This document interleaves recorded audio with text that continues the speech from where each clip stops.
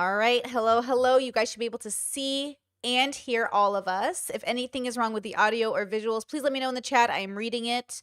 Otherwise, welcome back to another collab with the girls. Genevieve, Harmony, and Arena are here, and we're going to talk about gossip, which I'm very stoked about because, not to be racial about it, but Middle Eastern people will be gossiping. We be talking about you. We're talking about your hair. We're talking about your face. We're talking about the way you came in. We talk about how late you were. We're talking about if your dolma was unsalted. We're talking about you.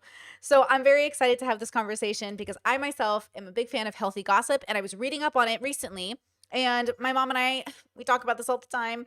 There is something very lovely about sharing a shared opinion of somebody with somebody.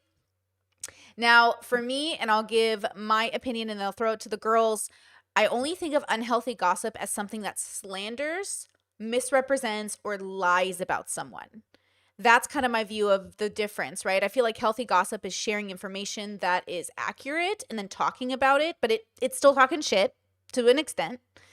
And then there's like unhealthy gossip, which is like, I'm going to slander this person. I'm going to talk ill of them because I have like malicious intent. What are your thoughts? I want to hear all of it. Does anyone want to go first? Anyone have like stuff they want to talk about first?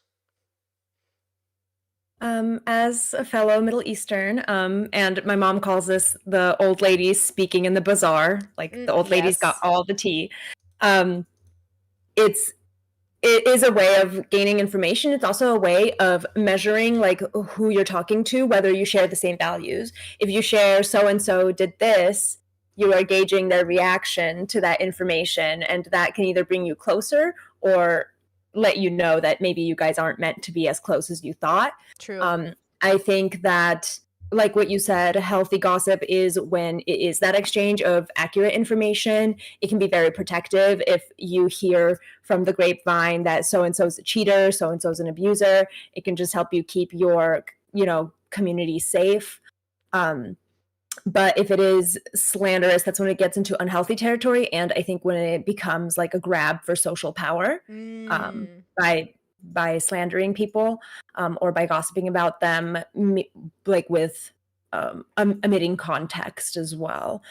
But otherwise, I think it's a great way to filter your circle and to, kind of do that in group, out group thing, which some people present as a negative thing, but I think is actually positive. I think we have a right to self association, Mm. and gossip is a great way to kind of form a group. Mm-hmm. Yeah, Mm-hmm. that pretty much goes right along with what I was going to say about it. My thing about everything being an adaptive strategy for humans because we're inherently adaptive. I think that gossip is definitely an adaptive strategy that helps us with our fittedness to our arena or our bubble. It helps us like gauge you know, the social norms and the mores of the group and like make sure that we're not only like, oh, is this my bubble, but also like, am I living up to the expectations of my bubble? That kind of what is it, extrospection? How do I fit into my arena? That kind of thing. It's an Absolutely. adaptive strategy to help us make sure that we're kind of measuring up in our bubble. Mm. Mm. I like what you said, Ari, about it helping to be protective sometimes too. I know in the adult industry, as a sex worker, that's something that can be really helpful. Having a community of other industry professionals who can we can share our experiences, et cetera, et cetera. And I do think that it helps us to keep each other safe in that regard, both um, from like best practices, producers, photographers who may have peculiar behaviors, and even clients too. So there's definitely a safety element there. That is so true. I was talking to my mom about this because the cult that I was raised in, that my parents are still part of, they have just gone through their own sexual assault of minors scandal, Mm. unfortunately. Mm. And big thing I remember growing up, and I was talking to my mom about this, that they do not gossip in that group, and they really don't. They do Mhm. not gossip. And I told her, I said, the thing about it, because I was telling her about the stream, and she's like, how is gossip good at all? I said, well, think about, your cult. Like maybe you could have protected those children if people, would have felt comfortable with gossiping, and like Yeah. talking shit about this person because there was a lot of people seeing things and they just didn't talk about it. So they didn't warn people Oh, I can think of till it was too so. late. Yeah. Sorry. Go ahead. Go ahead. Finish. Oh, that's my thought. Yeah. No, I So I yeah. can think of so many circumstances where that's happened where it's because somebody like unknowingly shared something that you went, huh? And then you hear like a red flag and then someone tells you about it. I know for me in this space, one of the things I've struggled with is like, I remember when people were like, you kind of talk shit. I was like, no, I don't. And then I was like, oh, yeah, I talk mad shit, bruh. But listen, I don't really mean to be malicious. I think that's why I do like H3 because Ethan always talks shit. But also, it's like people, I don't know about how you guys grew up, but like there is something about like gossip magazines or like drama stuff that I do. I'm like, what is that? What's going on? But then a part of me is also that's like one part of my brain, but I also know there's a part of my brain that's like I also assume a lot of this is fake, so it makes it kind of fun. And if it is real, like, okay, wait, we need to have a serious conversation about what might be real.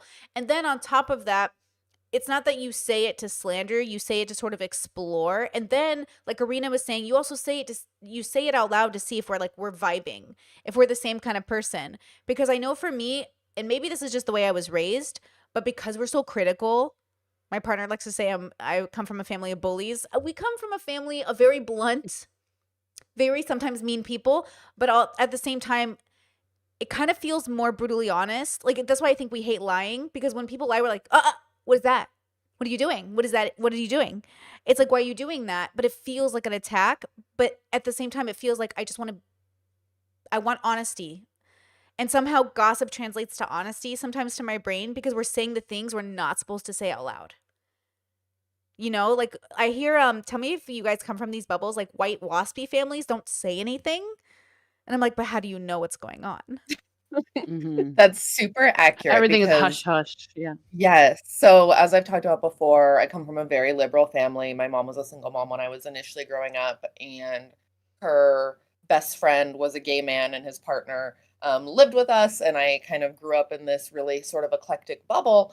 But then when I got a little bit older, my mom did remarry, and my stepdad comes from a super old money, waspy East Coast kind of a situation. And the difference there is just measurable, right? Like it's funny because there is still some gossip, but it's done in a much more subtle way, right? Like it is still a little bit judgy if someone shows up at the country club and they're wearing, not the right thing or whatever. Like those waspy housewives are gonna give each other a look or whatever. They might not be as verbal about it, but like there's still the element of social comparison. I think it's just done in a much more subtle way.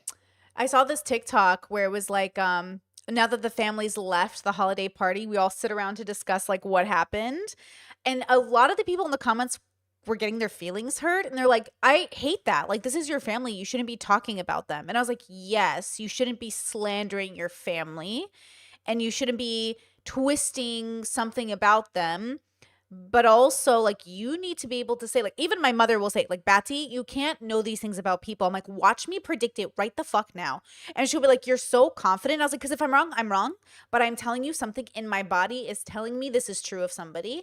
And if it is, then it is. And if I'm wrong, I'm wrong. And she goes, yes, but you say it with such, like, confidence. And I'm like, because the evidence is screaming at me, but I could be wrong. I am wrong very often, but not actually very often, if I'm going to be real, hence the ego. Like, and that's the problem, is like when you gossip a lot and you say things a lot, you're also learning to problem solve as a person. What is in front of me?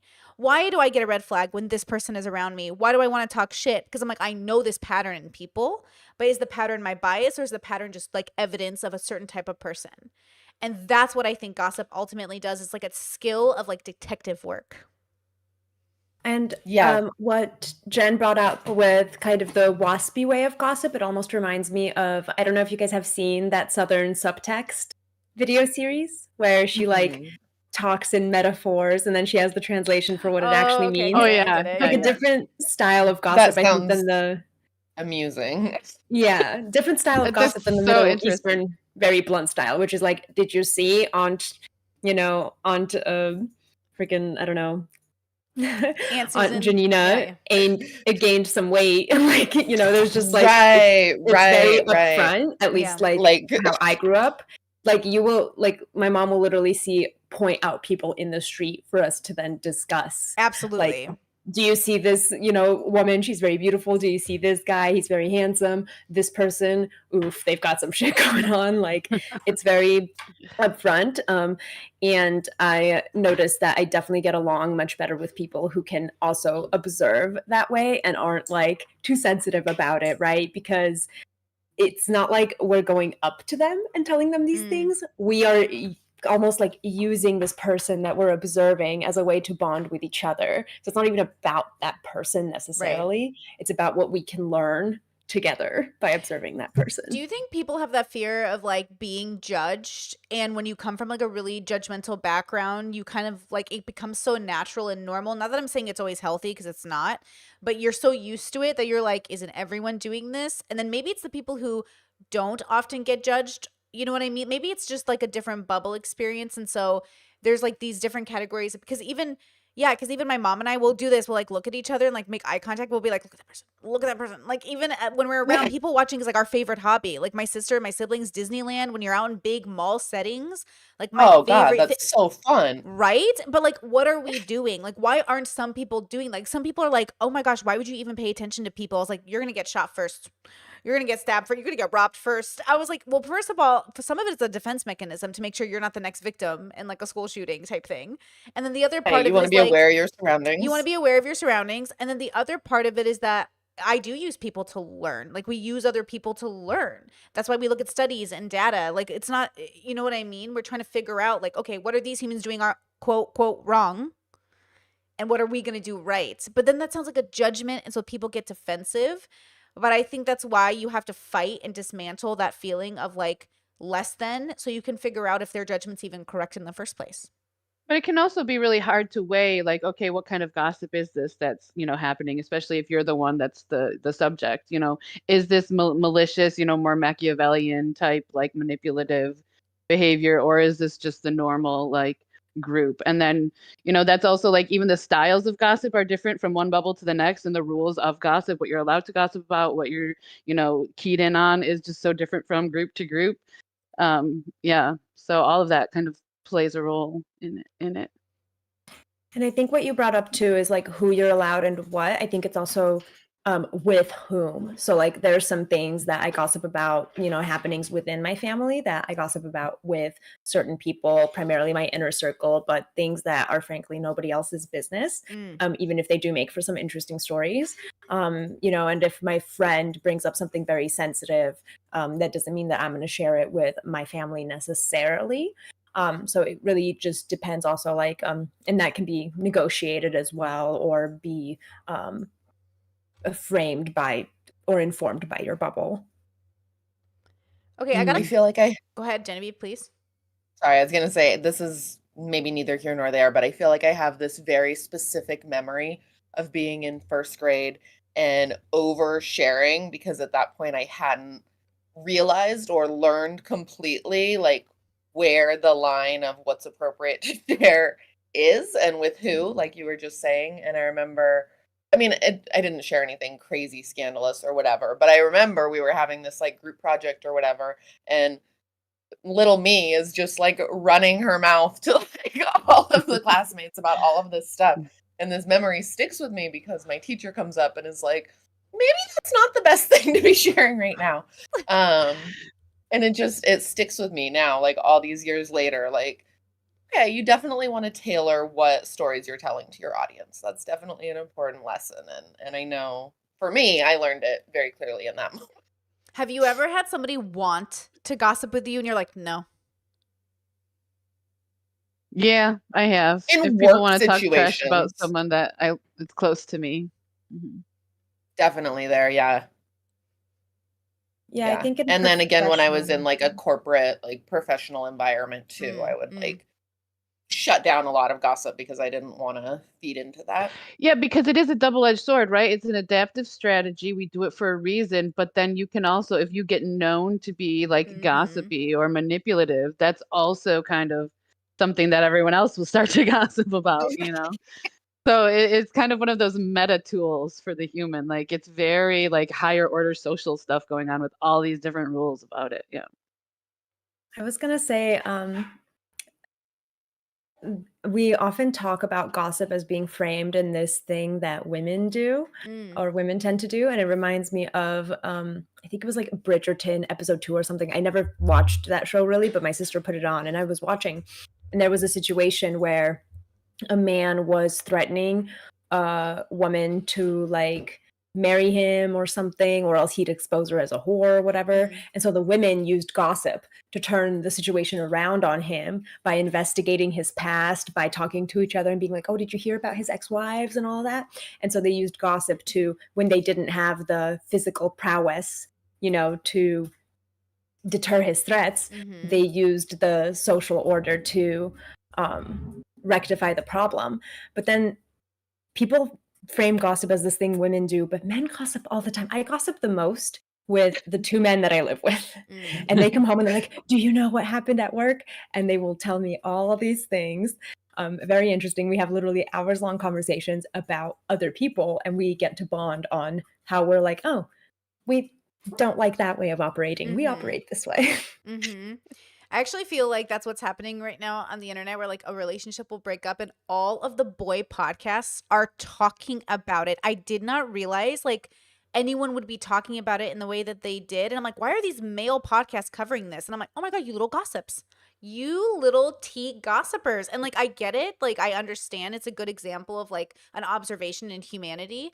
But also, I can't believe how many men are engaging in like the tea. And I was like, you drama queens, bro. Like, men are And they're guilty. like full on. They are spilling the tea and like pulling up receipts from like Oh, things they had said 6 months You know, ago. it And like, it kind of does make me wonder though, because I think like historically maybe it's been because like that's kind of like the main power that a woman has had. You know, the men do all the big heavy lifting physically as far as like war and stuff. So like that's kind of been the way that the women have had the power, you know? And now yeah. like kind of the playing field is so much more level and just the average man probably does feel a little bit more powerless in that way. So gossip is a tool of power for them now too, maybe more. But they also I enjoy wonder. I it. don't know, but oh They yeah, they also they enjoy do. the fun Yeah, enjoy out it. of it. It's yeah, fun.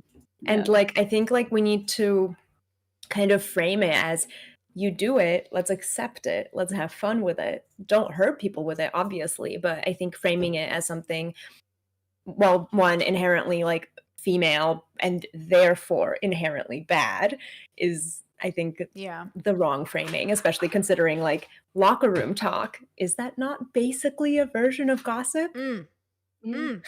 Well, it's like people talk about people. And again, it's always to learn. I think men like to frame it like they're learning something as if women aren't learning anything, as if we're just doing it because we're Right. bored.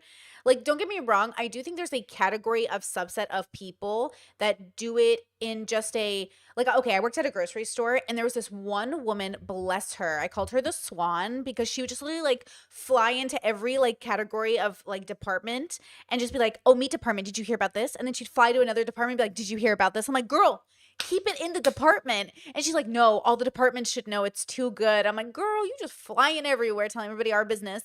And I was always the person too people would like tell everything to and then like be like Brittany knows. I'm like but also I love talking about it because I'm like, oh, look what this human did. And so it's like this weird balance, but I got exhausted. I noticed when I was working in the grocery stores, it started to weigh on me and I started to feel like I don't want to be a part of the gossip anymore because now I feel like it's just kind of mean. And then I would get ostracized because now I wasn't a part of the gossip. And I was like, okay, fair. Because now you don't know if you can trust me because now you see me as being better than you because you think I think I'm Yes. better than you by not engaging in the gossip, which is sort of true because I thought the gossip got to a point now where I was like, "Ooh, this feels malicious." And when it gets malicious, I do think I'm better than you because I don't want to do that. But then people are like, "How dare you think you're better? You gossip." And I'm like, so where's the line between healthy gossip and like bad gossip to the point where like you're not, like you're doing bad things, you know? When do you become a bad gossiper, I guess? So definitely when it's malicious, obviously, when we're looking to maybe slander someone. And then also if it's not public information, right? If you're sharing Ooh. something that you have been trusted with and maybe that person hasn't put it out publicly yet or they're not talking about it just with anyone, Mhm. um, you don't want to betray their trust in you by then sharing that gossip with other people.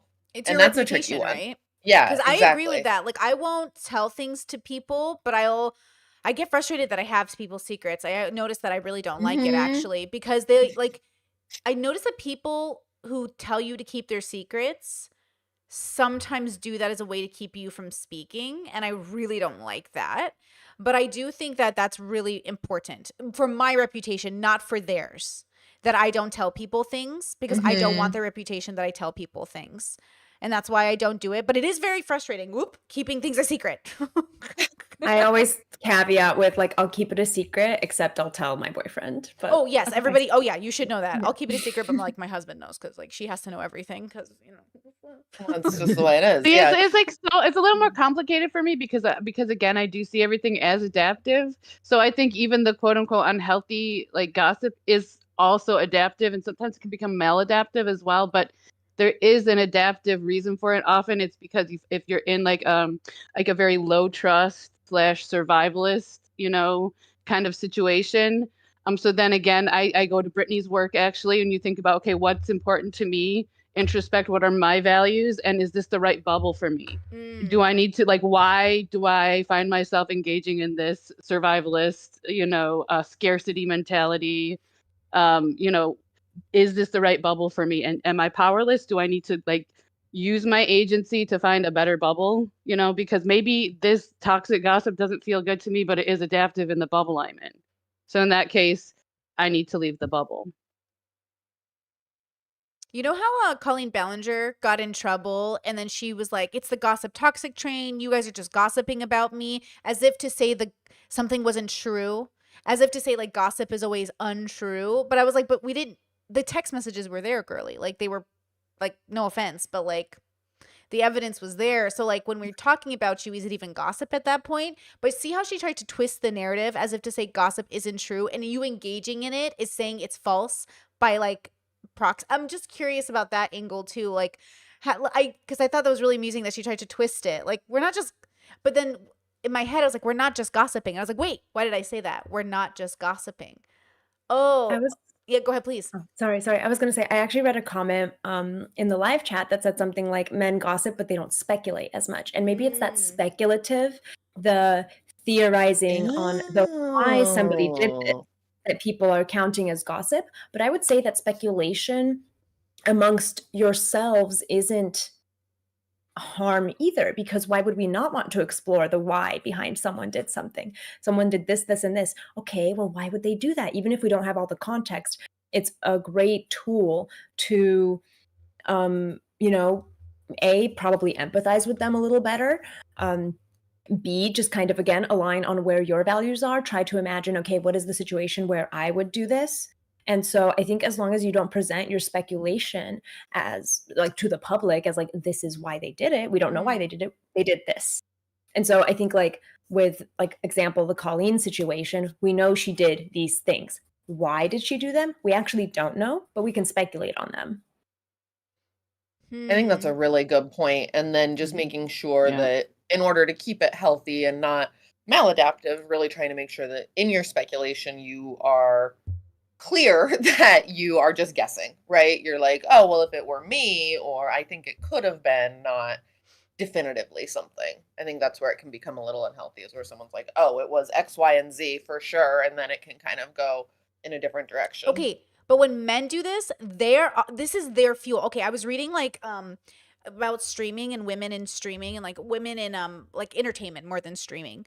But like women who say things with confidence are less liked even by women and men. And men who say things with confidence are more respected.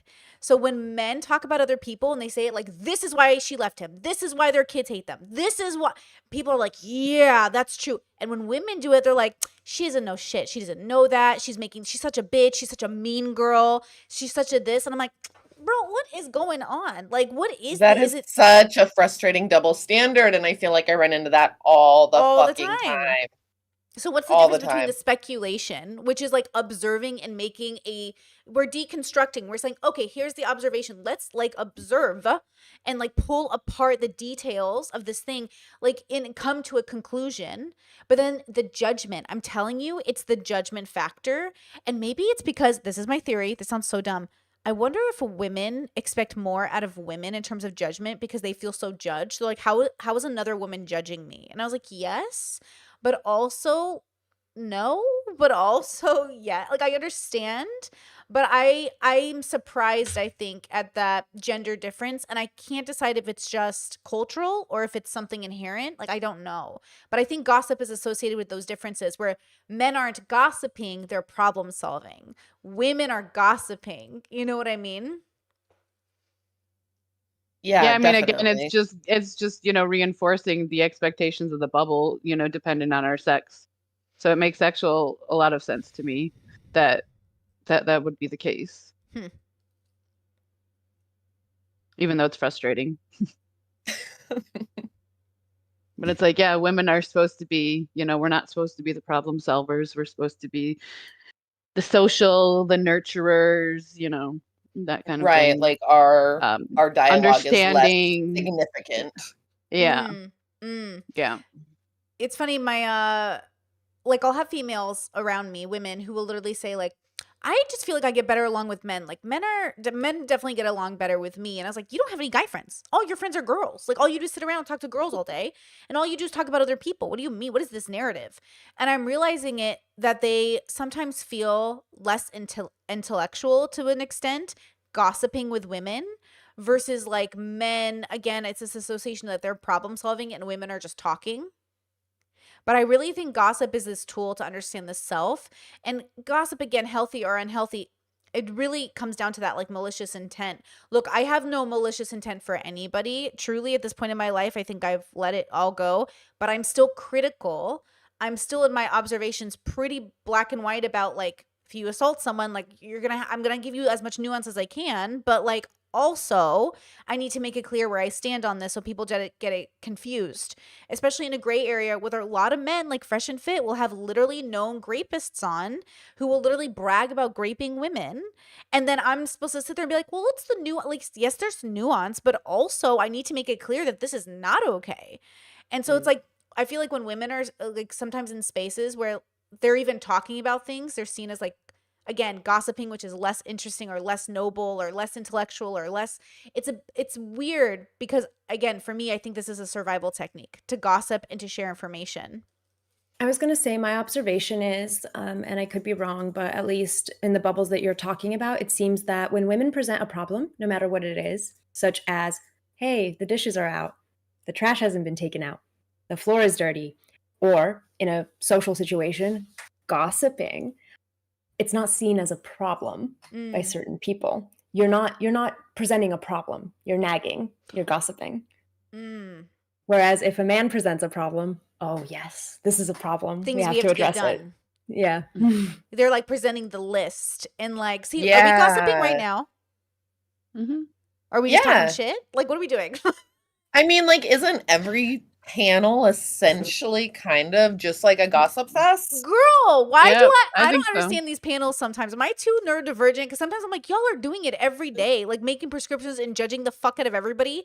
But then they're like, Brittany, you're too Yeah. judgy. I'm like, am I more judgy? Is it just my like personality? Because why do I get told I'm judgy when everyone be judging every panel I listen to?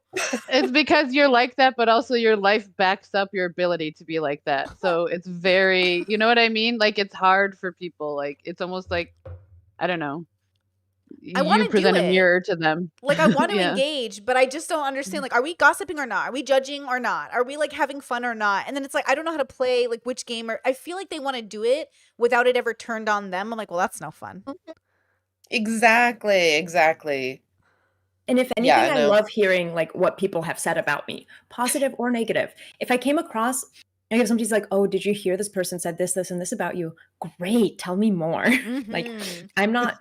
If somebody's out there somewhere talking about me, I hope I get to find out just so I could have more information about myself. That'd How be am I great. being perceived? Like, ooh, what is the world Mhm. seeing me as? Like, oh, even my brother will Mhm. tell me. My brother said to me the other day, he goes, well, you're really like you don't have like consistent values. And I was like, oh, I have very consistent values. And he's like, no, you've changed a lot. I was like, oh, really? Have I changed on this, this, this, this? And then we got an argument about being perceived. So he sees me as somebody who's been Catholic, then atheist, then this, then Republican, then this. And so he says, your values have changed.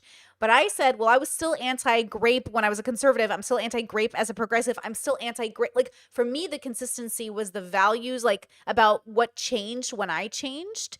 But he saw it as, like, the identity you chose was the change in values, which I thought was really interesting. So even the way you're being perceived, I would never have known that if he wasn't talking shit. And, like, I was like, oh, you're going to talk shit about me? Let's go.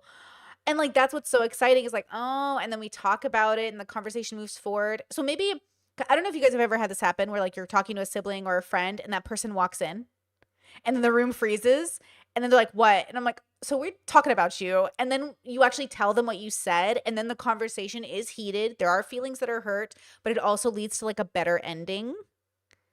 Mm-hmm. That's what I want. I want the Yes. better ending. Like, just let it out in the open so we can all, like, gain an understanding. We can work through it. We can wrestle through it. Like, to me, that's like the version, it's like the verbal version of, like, wrestling. Just get out that energy that you need to get out. Let's have this conversation. Even if it's awkward, I would like to believe that any gossiping that I'm doing, for the majority of the time, I would also be comfortable saying it directly to that person. I try to operate under that kind of umbrella, right? Like, if I'm gonna gossip about someone's new relationship or new job or whatever, I try to keep myself in a mindset of not saying anything that I wouldn't also say to them, or if they Yeah. were to walk into the room, I'm not going to be like, oh crap, like, let me backpedal and, like, that sort of thing. And that kind of ties in with I'm not saying things that are malicious. I'm not saying things to slander them, et cetera, et cetera. Okay, question. Just for, Absolutely. I'm sorry. Go ahead, Arena. Do you want to give a thought? Do you have your okay? I was gonna say that's an interesting that's an interesting framing to me, because sometimes I gossip about people where I wouldn't want to talk to that depth in front of them, but I would like to discuss their situation and analyze with someone else. So it's not that, like, I don't want to say it to their face. I want to talk to someone else about their situation, because I don't want to talk to that person in the first place Right. on No, I that probably would on that rather level. talk to somebody else, but, like, on the chance that they overheard me, or on the chance Oh, that it's they like I walked said into what the I room said. or whatever. Yeah. It's like, Mhm. no, I do stand by that. Like, I don't feel like I'm just making things up or, Yeah, like, yeah. whatever. Okay, for the sake of conversation, I looked up the word gossip. It says casual or unconstrained constrained conversation or reports about other people, typically involving details that are not confirmed as being true. So now, what's the difference Mm. between gossiping and talking about someone? So with that definition, gossiping, the part that sticks out with stuff that's not known to be true, right? Like, Mhm. so then if you're just talking about someone and things that are known to be true, then that's not gossip, I would Mhm. assume. But I feel like it's really difficult for me at least, and in my friendship bubble and family bubble and everything, if I am talking about someone, things that we know to be true, we are ultimately going to end up speculating, and then that speculation Yeah. is that's just pure speculation at that point. So it's kind of got to be a little bit of both. Yeah, I Mhm. think so. That's exactly it. It's like, how do we have the conversation without some guesswork? Unless we're calling them Mhm. in, or even, like, I've had that happen with like, I'll call my sister. She's like my favorite whiteboard. I'll call her, like, I have to throw a bunch of ideas at you. I don't know what's true. I just, like, I'm trying to figure something out. And it's usually about somebody else. Like, what do you think this person is thinking? And it's like, well, why don't you go talk to them? It's like, I don't know how to approach them in a way that they're not going to feel defensive. So I need to talk to you about them, which means I need to tell you things about them that they've told me, or maybe, like, I need to tell. So then it's like, who do you trust to tell things that are secrets? Because, like, again, like, if we're talking about a work situation, like, I don't tell other YouTubers shit. Like, YouTubers are gossips and I love them and I love that for us, but, like, I'm not telling you guys shit, because, like, if I don't want it to get out, then I have to have the reputation that I'm not going to give it to somebody that might slip it out. Like, you know what I mean? Because that's where shit goes down, is one Mhm. YouTuber thinks the other two YouTubers out with it, or everybody knows, so I'll just say it out loud. I'm like, it's not there yet, bro. But with family or husbands or siblings or friends that are just out of your workplace, then it feels a little bit more safe because like how would those bubbles ever interact, right? Like why would they get together? So I trust like my sister and I trust like my husband and I tell them like a lot because they're so disconnected. Like there's just no reason for them to ever engage in a lot of the worlds I'm in. What about you guys? Like who do you know to trust? Yeah, my siblings, my sisters, they're my gossip people for sure. My mom, for sure, Mm. because not only does she live in a different state and part of the country, so like she literally is not going to see these people if I'm talking about people that are like in my immediate physical area as far as like my friend group here in Vegas, or work or anything like that. And then also my partner, even though he does occasionally interact with people who I may be sharing information about, sometimes he may meet some of those friends or whatever, but he's not fully invested in the circle, right? Mhm. And obviously we have a very close and trusting relationship where I know that if I'm telling him something, he's going to be conscientious and respectful to not Mhm. bring it up at an inappropriate time or in front of a group of people where that would be not the right moment. Yeah. Yeah. Um, for me, it's my boyfriend, my roommate as well, my best friend, my female best friend, I mean, because my roommate's my male best friend, and then my mom and my sister. So just basically my entire inner circle um, are people that I trust. And I think I was actually going to bring up a point of the speculative part of gossip. At what point does it become harmful? Are people allowed to speculate publicly on the internet about people's private lives? Obviously, that's different when we're talking amongst family, even if it is about people in our lives. If it stays within the inner circle, if it stays within the group, that's none of their business. We're speculating to process together, Mhm. to problem solve together, and to bond together. It's not about that person. We're not trying to problem solve for them. We're not Mhm. trying to bring the solution to them necessarily. Sometimes, that could be the case if we need to stage an intervention or if we're noticing some strange behaviors or whatever. But at what point does speculation become unacceptable, even if you like frame it as speculation? If you're saying, hey, this is just a guess, but I think they're acting because of this. And then is it the amount of people that agree to this potential non-truth that could Mm. become maybe start slipping into an unhealthy place? It's interesting. Did you guys see? I made a video about that lesbian Julia and Eileen, her partner, and I got first of all, lesbians don't like me right now. They're all very sensitive, but they're writing me messages like, "You're such a mean girl. I can't believe you're so harsh." I'm like, these are two abusers talking about their relationship. Like, am I not allowed to be judgy? Like, there's some serial abuse happening in this conversation. But okay, fine. We want to. I get it, nuance. But one of the comments I got was like, "I don't like a woman who's in a relationship with a man gossiping about a lesbian and being critical of her relationship." And I was like, first of all, this lesbian is also with a man right now. So just note to self, you don't know all the gossip, but it's gossip. It's like rumors that were happening on Reddit with pictures and alleged proof. But see how like we're speculating about her life, but she also put it on the internet for us to talk about. And it's kind of confusing because again, it's not really even about her. It's about people who might identify with her, people who might think, I'm in this situation, what should I do? And so Mhm. by having like a very strong opinion related to your morals or ethics, you're saying don't do this, you don't have to do this, and this is where it could lead. And then there's also bias that comes in. People will see like one open relationship end and think all of them work that way. Obviously not, but I understand it's like people use other people's lives to justify their belief systems, right? To reinforce, see how I was right. Now, I think like again, gossip kind of does the same thing. Is behind closed doors, you're like, see, I knew it. I was right. It's like a vindication that happens. But also, I think there's an ugliness to it that I would like to avoid, which is like reveling in people's misery because I was right. It's like, I don't want to go there. Schadenfreude. Yeah. Mm-hmm. Right. Mhm. So that's again, when you're being introspective and you're saying, okay, I'm going to gossip about things I'm not sure are true. I also need to be careful that when I find out they are true, I don't feel vindicated in like a malicious way. Because there's something really ugly that can happen that I think is what the reputation of gossip has, is that it's always ugly. But I don't hmm believe that it's always ugly. People get their Yeah. feelings hurt by it a lot, and I think too, like even though, like you said, it's not about usually the person who's the subject of gossip. It's not as much about them as the group. Like that can sort of almost feel objectifying, I think, to the person who's the subject of it. Like, oh, you're just using, the intimate details of my personal life that I have to suffer through Yeah. for your own, whatever. And then their ego gets triggered too. Mm-hmm. Yeah. Mm-hmm.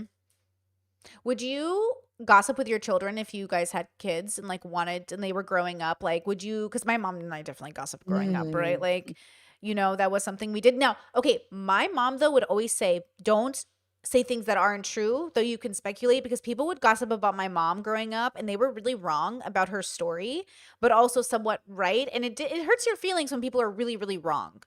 I understand that, but like when people are right about you, like okay, at that point you got to give it up. You got to let people gossip about you when they're right. You know what I'm saying? But like I think I would probably teach my kid how to gossip ethically. That is something that I hadn't really thought about. Surprisingly, that question never popped into my mind. But I agree. I think I would try to participate in healthy gossip and teach them the difference between just shit talking somebody like for a malicious But, reason uh, with but I also harmful think, intent. yeah, like it's really normal, right? Like, I think about my sisters who have kids, and so at school, is a bully and they're talking to their kid through it. Like, well, think about that kid and think about, what's going on in their life and Mhm. the stresses they're kind of making some assumptions about it. That's kind of like gossiping, but you're trying to like present a framework for your child to like say understand the behavior that these kids are, having towards them. So in that sense, yeah, I don't know. I think that it can be healthy. Yeah. Well, as a parent And also too, go ahead, go ahead, go ahead. I'm so sorry. I was going to say also, I feel like they would just naturally overhear me gossiping in some instances anyway, just Mhm. because that's who Yeah. I am. So Yeah. I think I'd want my kid to gossip to me because I'd want to know what's going on. I want to know how to get Mhm. you through problems. I gossip to my Mhm. mom when I have problems. I go to her, I'm like, okay, shit happened at work and I don't understand. And like this shit's happening and I'm upset and like I need you to help me. Like give me some fucking wisdom because I know people be talking shit. Like tell me what to do.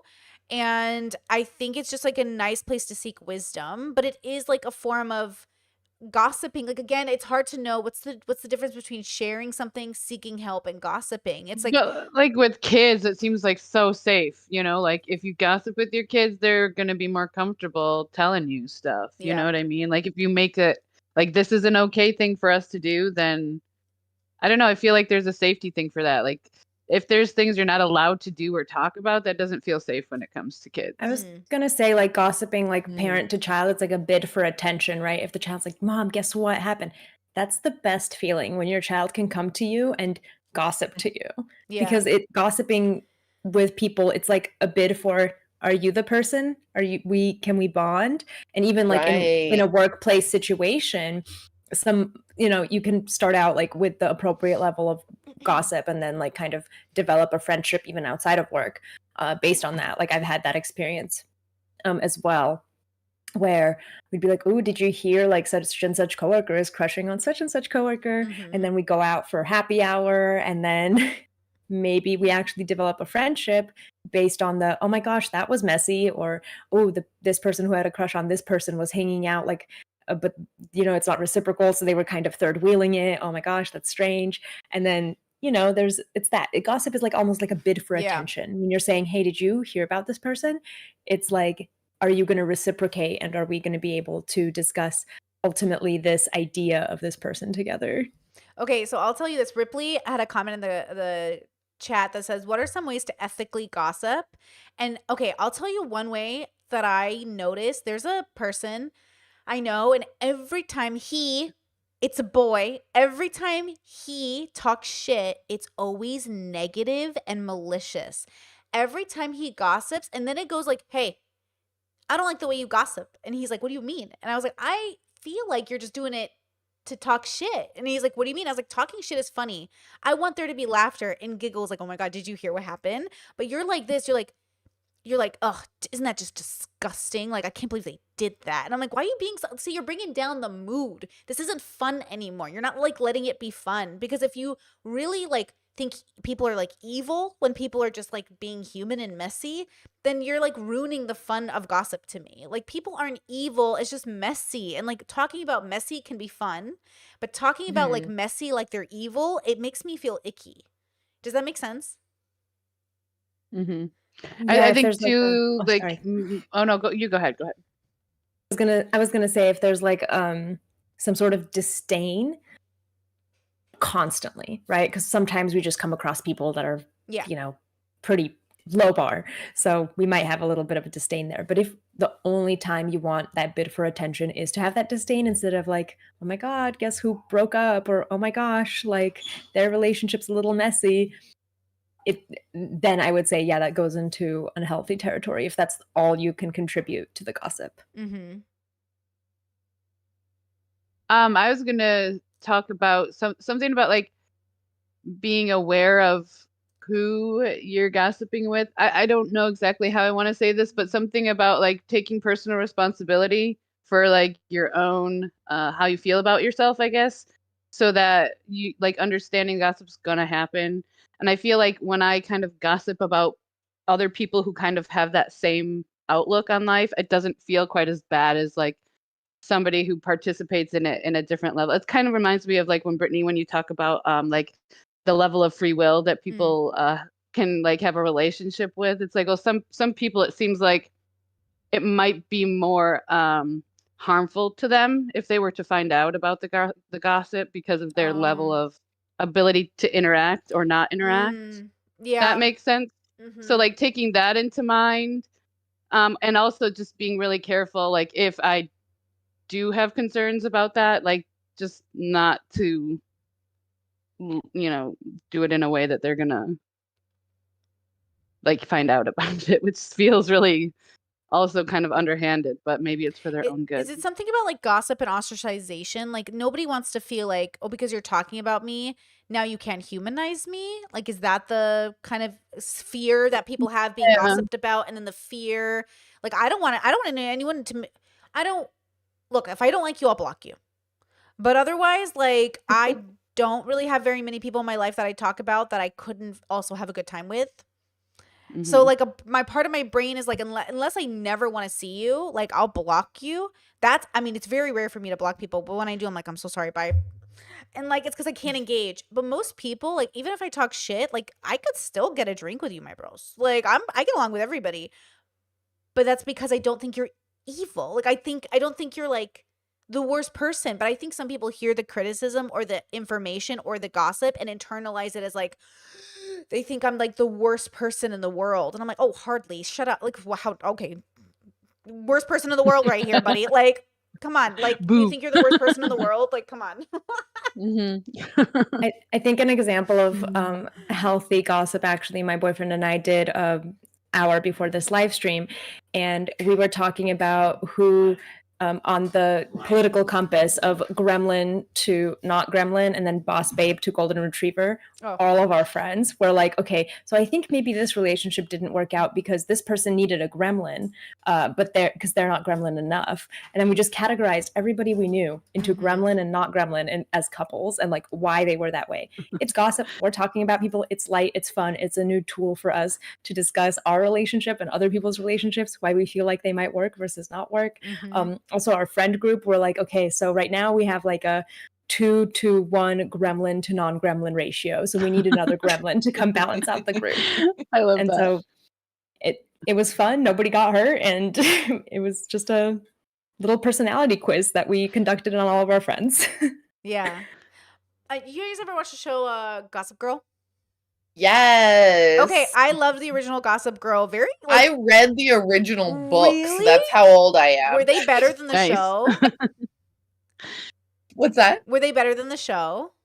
I liked them a little bit better than the show, but I will admit the first show did a very good job, I think, encapsulating the books. Like as Okay, far cool. as translating from book to TV, they did as good of a job as I could have expected. The Okay. second, like the Gossip Girl remake, Yeah, I I didn't didn't see really get it. into that. I didn't see it. I will say when I watched Gossip Girl, my bestie and I have like a Gossip Girl. Like our friendship was based off that era of TV shows where like it's not based off of it, but we were raised on these TV shows. And Gossip Girl is one of our favorite. Like we send Gossip Girl memes to each other all the time.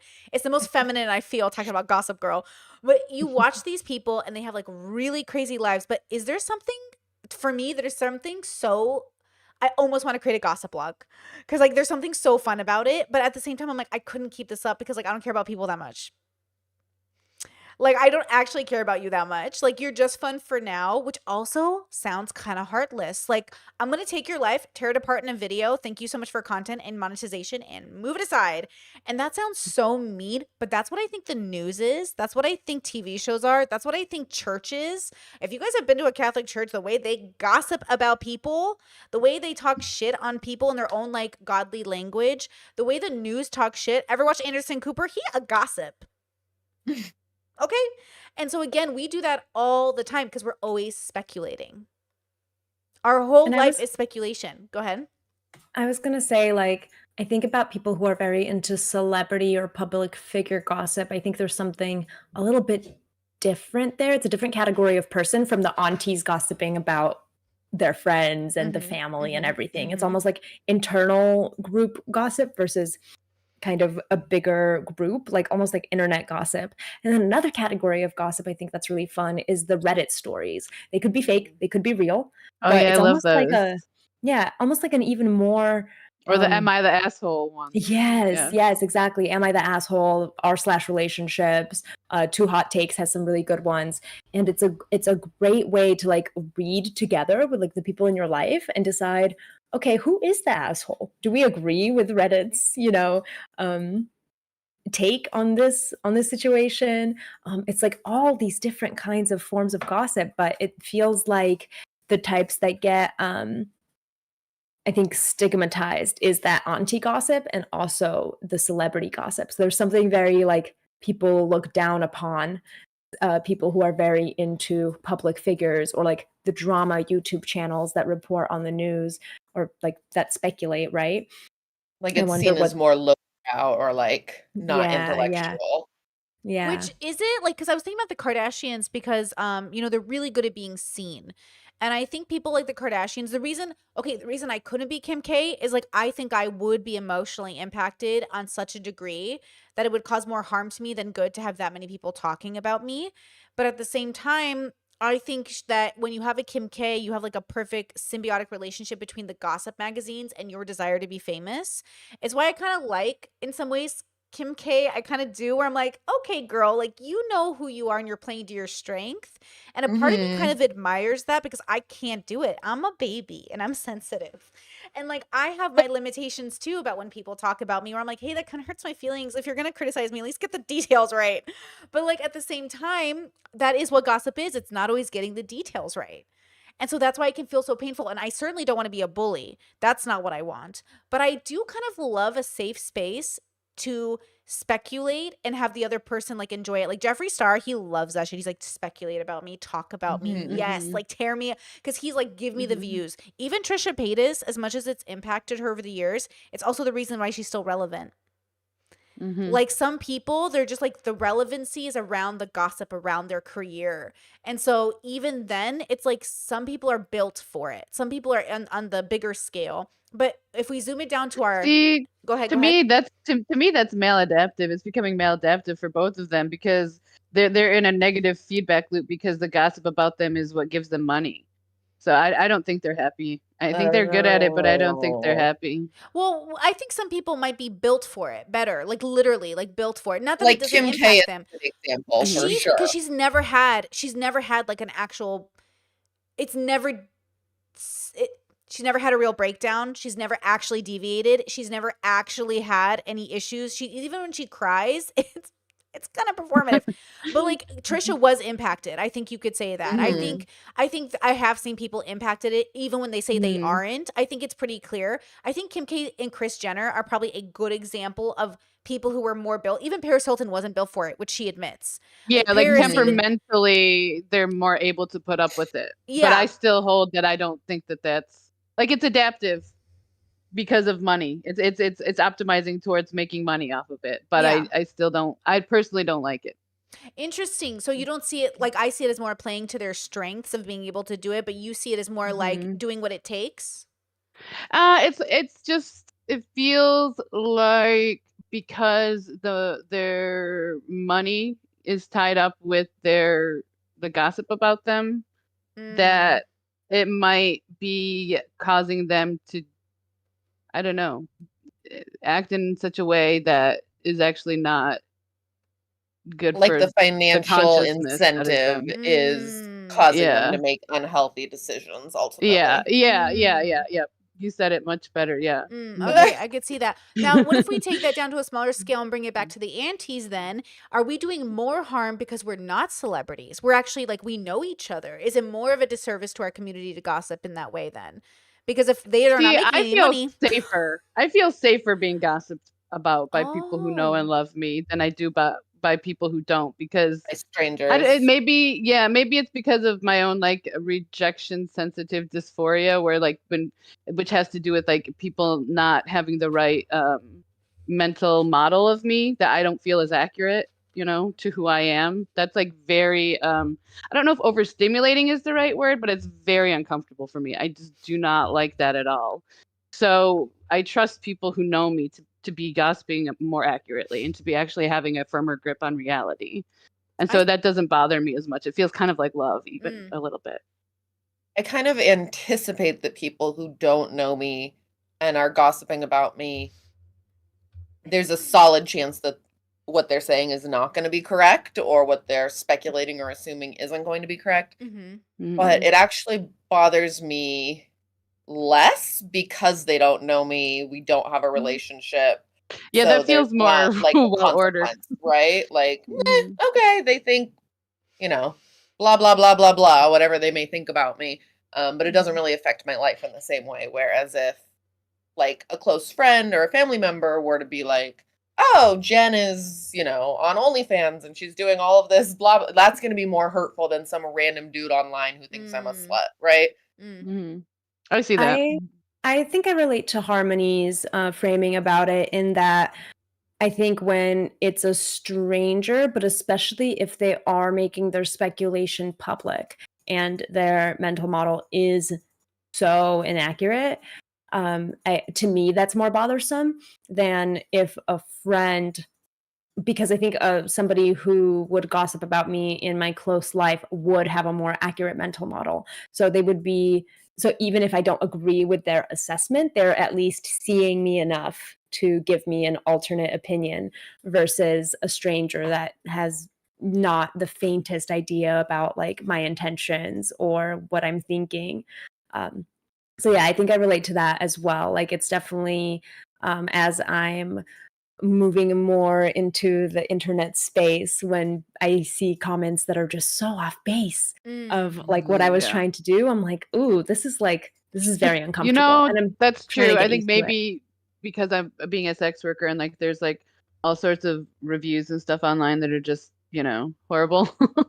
Like maybe that's part of the reason that I'm so like ugh to that, because I just don't, I don't like how that feels. Yeah, and it's not The even internet does give. Sorry, you go ahead first. Sorry, I was gonna say, like, yeah, if you have something negative to say about me, I think if it's framed in a, okay, you understand me and you think negatively of me, that's great. That gives me information for how I can improve. But if you're not even accurate, then that's not a tool I can use. So it's just like, okay, well, what do I do with this? It's like not even constructive, really. Yeah. I think that the internet gives people obviously the ability to say things differently than they would if they were saying it like face to face or even like over the phone or something like that too. Like people are making more wild assumptions online because there's less accountability for what you put in a Reddit thread, for example, than like what you say face to face to your auntie. Yeah, I will say I think I'm in between everybody where I think I'm trying to figure it out for myself. Like I am trying to ask myself like why do certain things bother me when certain things don't bother me? And I'm like, okay, I noticed that when the information, okay, this is my ideal dream. My ideal dream is for some YouTuber with an audience I actually like would make a video about me that I can reply to so I can get their audience and my audience together. But when it's, even if they're criticizing me, but when it's somebody I don't even like and their audience is really toxic, well, that's not going to benefit me to engage. That's like Kim Kardashian engaging with paparazzi. It's only beneficial for money, but not for the truth. So as a YouTuber, like if I engage with another YouTuber who's talking about me, it's only beneficial if I want their audience. And like most of the time I don't, because like they're too toxic. They're just going to come and say things that aren't true about me or write me horrible emails or tell me horrible. And I'm like, I don't need that for my mental health, right?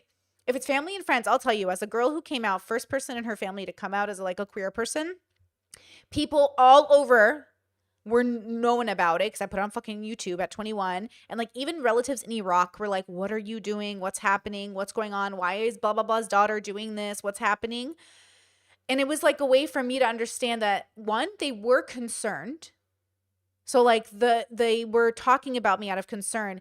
And two, a lot of them were like, ooh, look at so-and-so's daughter doing this, this, this. Even me being on OF, like people have like messaged my parents and been like, your daughter's doing this on the internet. And my mom to them was like, she's in her 30s, you leave her alone. But then to me is like, you take that off the internet. And I was like, and Yes. you know, like there's something about it where like you kind of find out who your teammates are, but also like I love that about my mom. You know how I always say like values over loyalty? I think my parents are actually like loyalty over values sometimes because they will not kick me out of the family, which is beautiful.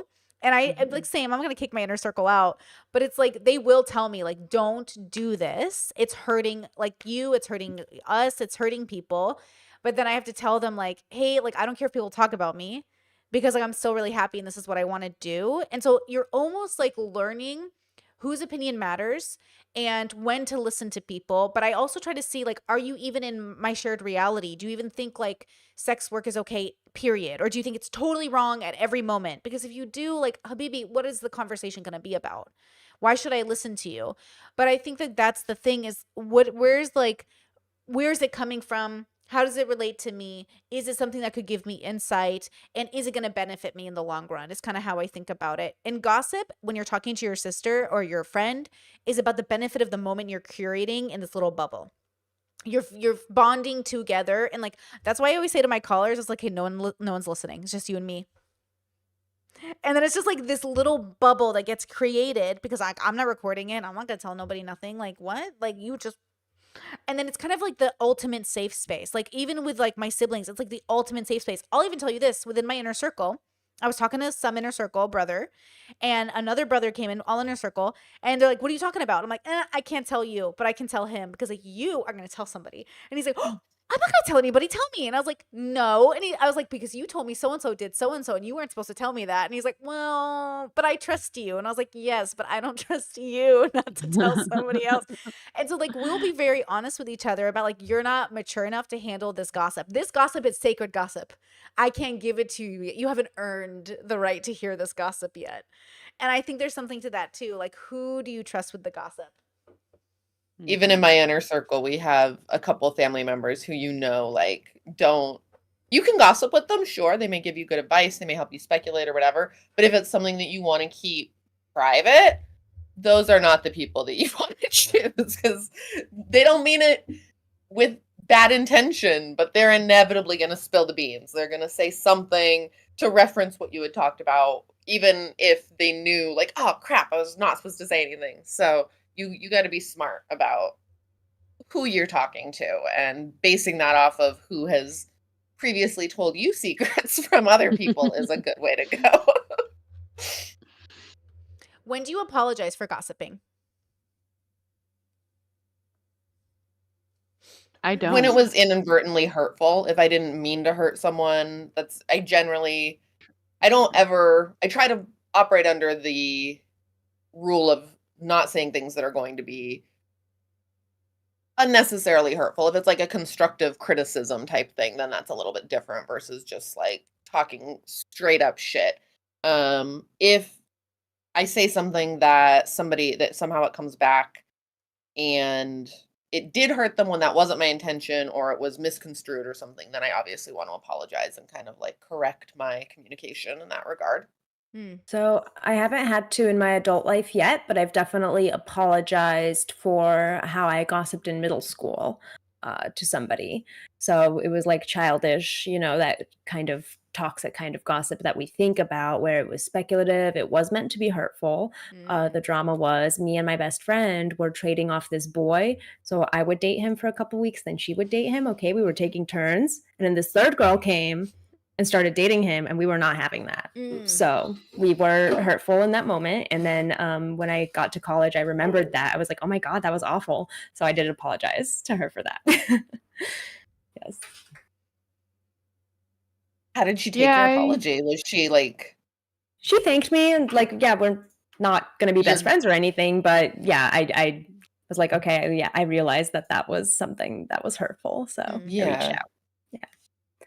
I'm so like, if I feel like I feel really guilty if I talk shit about someone that I feel like it's crossed the line. So I'll usually just tell on myself and be like, I was talking crap about you, and I know you didn't know that, and you probably wouldn't have found out, but I feel horrible, and I want to explain why. Just get it off my chest. I don't know. I think just because I just feel very paranoid that like someone's gonna use that against me or something, and then I also do like if it's somebody I cared about, I do feel bad. Like I always know when it's like crossed the line for me personally.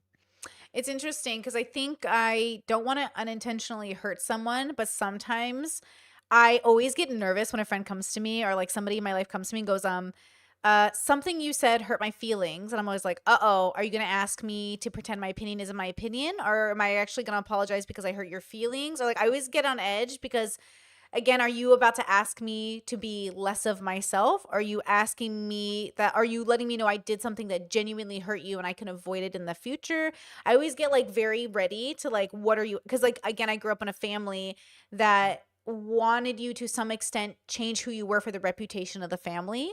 And when you're trying to leave that cycle, it's like very difficult not to feel that way with friends. And again, I feel like some friends or family or whoever, workers, coworkers, it's like they want to tell you like the things they've done, but have you hold the secret. And then you're harboring like information that you like, at what point do you let, like, at what point is somebody going to tell you something and not feel judged for it? You know what I mean? Like, what are they, how do I say this? Like, that's why I have my sister and my husband. So I can be like, oh my God, I just learned this about somebody. What do I do with this information? Like, should I go to the police? Should I tell people? Like, what is this? They've given you a burden. They've given me a burden. Now I'm like, fuck, what am I supposed to do? And then it's like, well, I want you to like accept me. Like if my brother tells me something and again, like he tells me something and I know something about him, I will call his girlfriends and be like, stop dating my brother, bro. He's not ready.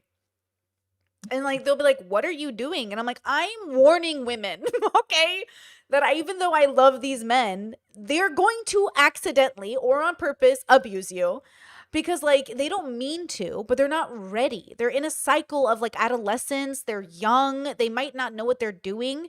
And like, I'm not gossiping or spreading rumors. I'm letting you know as like, kind of like, I don't know like who, like how to balance that reality of like why I feel like sometimes people tell you things to trap you, I swear to God. And it feels like harm prevention. Yeah, it's like it feels like harm prevention. Yeah. And I was gonna say like that story reminds me of that Reddit story where this guy got a vasectomy, started dating this girl, and then his sister and like they were serious, and then the sister was like, oh, like are you guys gonna, and the girl started talking about having kids, trying for kids, and they're like, oh, are you guys adopting? And she was like, no. And then the sister told her about the vasectomy and he got mad at her. Yep. And it's like, well, you're wasting this woman's time. Right. You're keeping a secret that is really impactful. Right. That I know that story. I was really upset. Like I was like, you better tell her everything, girl. Because like if my brother was going around to a girl way younger and like hiding this vasectomy thing from her and then convincing her to get engaged, like, you're not starting this relationship on a lie. Let's go. Like, absolutely not. But see how that's me forcing my values onto them? But because my values tell me, like, warn people, because honestly, like, silence causes a lot of harm. But then you have to have the wisdom to know when to be silent. I don't always have that wisdom. It is a very tricky line to walk, right? And it's also like the question becomes, how much time do we allow for the people in our lives who do have this potentially harmful information? How much time do we allow for them to share that with people who are supposed to be their inner circle, like their Right. relationships? Do we tell them on the first date? Do we say, hey, like, by the time they've met the family, they should know this information about you? Like, how much Yeah, time that is do we give people? that is so tricky, especially as a sex worker dating. I have thought about all those things before. Like, do I disclose right away? Do I not disclose right away? Like, I don't want the preconceived notions because I'm not like your average sex worker, but also like I don't want to withhold something that major from people at the same time. And there's some other Mhm. things in my personal life that it's like if I tell them this, it could attract the wrong kind of person because of the stereotype about, the thing. But it also is very important that I disclose at some point to my partner. And when is that? I don't Mm-hmm. know. It takes Mm-hmm. wisdom that I, again, don't have yet. Okay, Yeah, so that is a really difficult thing. do you like, okay, let's say you were dating somebody and somebody you knew mutually went to them and said about you, don't date this person. They're this kind of person. If it was accurate, would it still hurt your feelings versus if it was inaccurate? It probably would hurt my feelings, my ego, but I would probably be able to get over it. Mm, Like, I would have to look at myself and be like, yeah, that's true. Because I couldn't hold on to the anger, without figuring out where it comes from, which is yeah. probably just anger at myself, if it's true. Mm, I agree. I think it would hurt my feelings, but then it also depends on at what stage of partnership are we at? Because maybe they find out this information and they're like, okay, well, this is compatible with what I'm doing. So maybe, like, for example, if you are on OF and a religious family member runs to your partner to be like, don't date her, she's on OF. And they're like, well, either I already knew that and or that doesn't bother me, that could be the result. And so in that case, it would be, um it's tough though, because like you said, it is through your own values that you're sharing this information. And you don't know the partner's values, but I right. think it's better to say than not, even if it does hurt their feelings, because then you are leveling the playing field and you get to find out if they share values or not. Because why would they want to be in a relationship if they're on Mm, different pages in the first place? So even if your opinion, let's say as like a religious person, and you're saying, hey, oh, she's a stripper or he's a gigolo or whatever, and you say that to their partner, if their partner was not prepared to date someone who is a sex worker, then okay, great, they shouldn't be dating in the first place. But if they are like, oh, cool, that doesn't actually bother me, I'm going to continue to pursue this relationship, then no harm, no foul. mm, Yeah, if it's something that's being disclosed that's true, I probably would want the person to know that at some point anyway. So I may have some feelings around like, oh, this was shared before I planned on sharing it, or that's not how I wanted them to find out about it, or whatever. The bottom line is that I do intend on ultimately sharing all facets of myself with anybody that I am starting a relationship with. So it's not like I have intentions to hide anything indefinitely. It just maybe hadn't come up yet, and it is really tricky to know. Like, I don't want to spill all of my like trauma and secrets and everything on the first date. Like, we sit down, we order our coffee, and I'm like, by the way, blah blah blah blah blah blah blah. Like, obviously that's not appropriate. Trauma dump. Yeah, exactly. Um, but probably like definitely early on in the relationship, you want to try and reveal stuff that they may otherwise find out about. And especially like for those of us who are on the internet, like there's a lot of information out there that people could speculate and draw conclusions on or whatever. And I don't want someone to ever be caught off guard or like put in an uncomfortable situation. I yeah. was going to say it also depends on if the person who's whistleblowing, so to speak, has come to you and said, hey, does your partner know about this yet? Mm-hmm. And then you Exactly. can either say, Yeah. no, and I'm not planning on telling them, in which case Mm-hmm. they now have almost a duty to go ahead and whistleblow. Or, yes, actually, we were going to discuss that next time we see each other, in which case that Right. person Like should I just now, wanted to wait until yeah, this moment, Exactly. or this is my plan or whatever. So that's So super important. yes, so I think it would hurt my feelings more if they hadn't approached me about it first too. That's the real, I think, hurt, Yeah, is like that you didn't true. Mhm. come to me to figure out, when do we tell my partner about Mm. this thing. Yeah, Yeah, if they can that say feels like, like the better thing to do. Yeah. yeah, like these are my values. I feel like your partner or this new person you're dating needs to be aware of this information. Like, what is your plan on telling them? Like, if you aren't going to share that, like they do deserve to know, and I'm going to have to share that, sort of a thing. Yeah, it's like Mhm. giving people like a fair chance to kind of like teach them good character because you are like you're teaching them honesty. Like if you're in a well, I'm making it sound like I'm a sister. I'm thinking about my brothers. I'm thinking about kid like people I see that is young. Like, hey, I'm giving you the opportunity to be a man and Hmm. like say this thing. But people are so afraid of rejection. They're so afraid of the real. I think that's why the gossip matters. Now, I want to talk about tonality because I realize like if I think about my siblings and the way that we talk shit or talk about people, it sounds again to my ears because that's how we talk. I talk. It sounds almost like what this is such the wrong word, but it almost sounds like neutral, but it's not neutral because we sound very passionate and angry.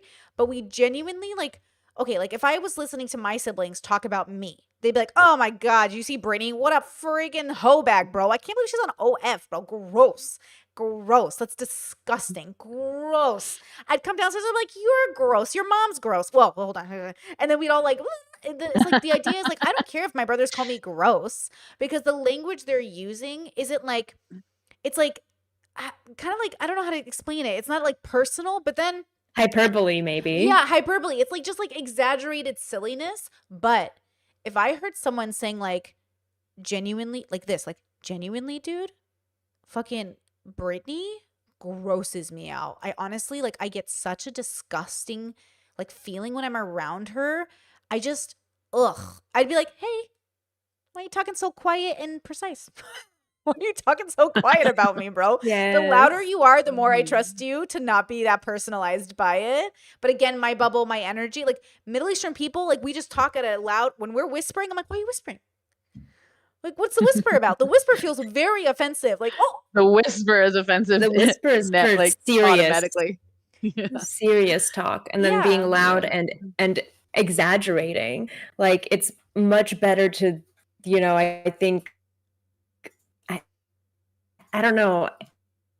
I just see it in my friend while we talk loudly, publicly, and sometimes some of the conversations, they are not for the public to hear because they would completely misunderstand our intentions and Yeah. where we're coming from. Yeah. Because sometimes it's just Mhm. funny to just say Mhm. like, I would kill you for $10 million. Like, I'm not Exactly. even joking, but like Exactly. obviously it's a joke. Yeah. But like Right, it'd be like, oh right. yeah, for how much money would you like, do this atrocious thing? And then we like discuss that. And like obviously it's all, just hyperbolic, Yeah, but, like, it's not for the public consumption.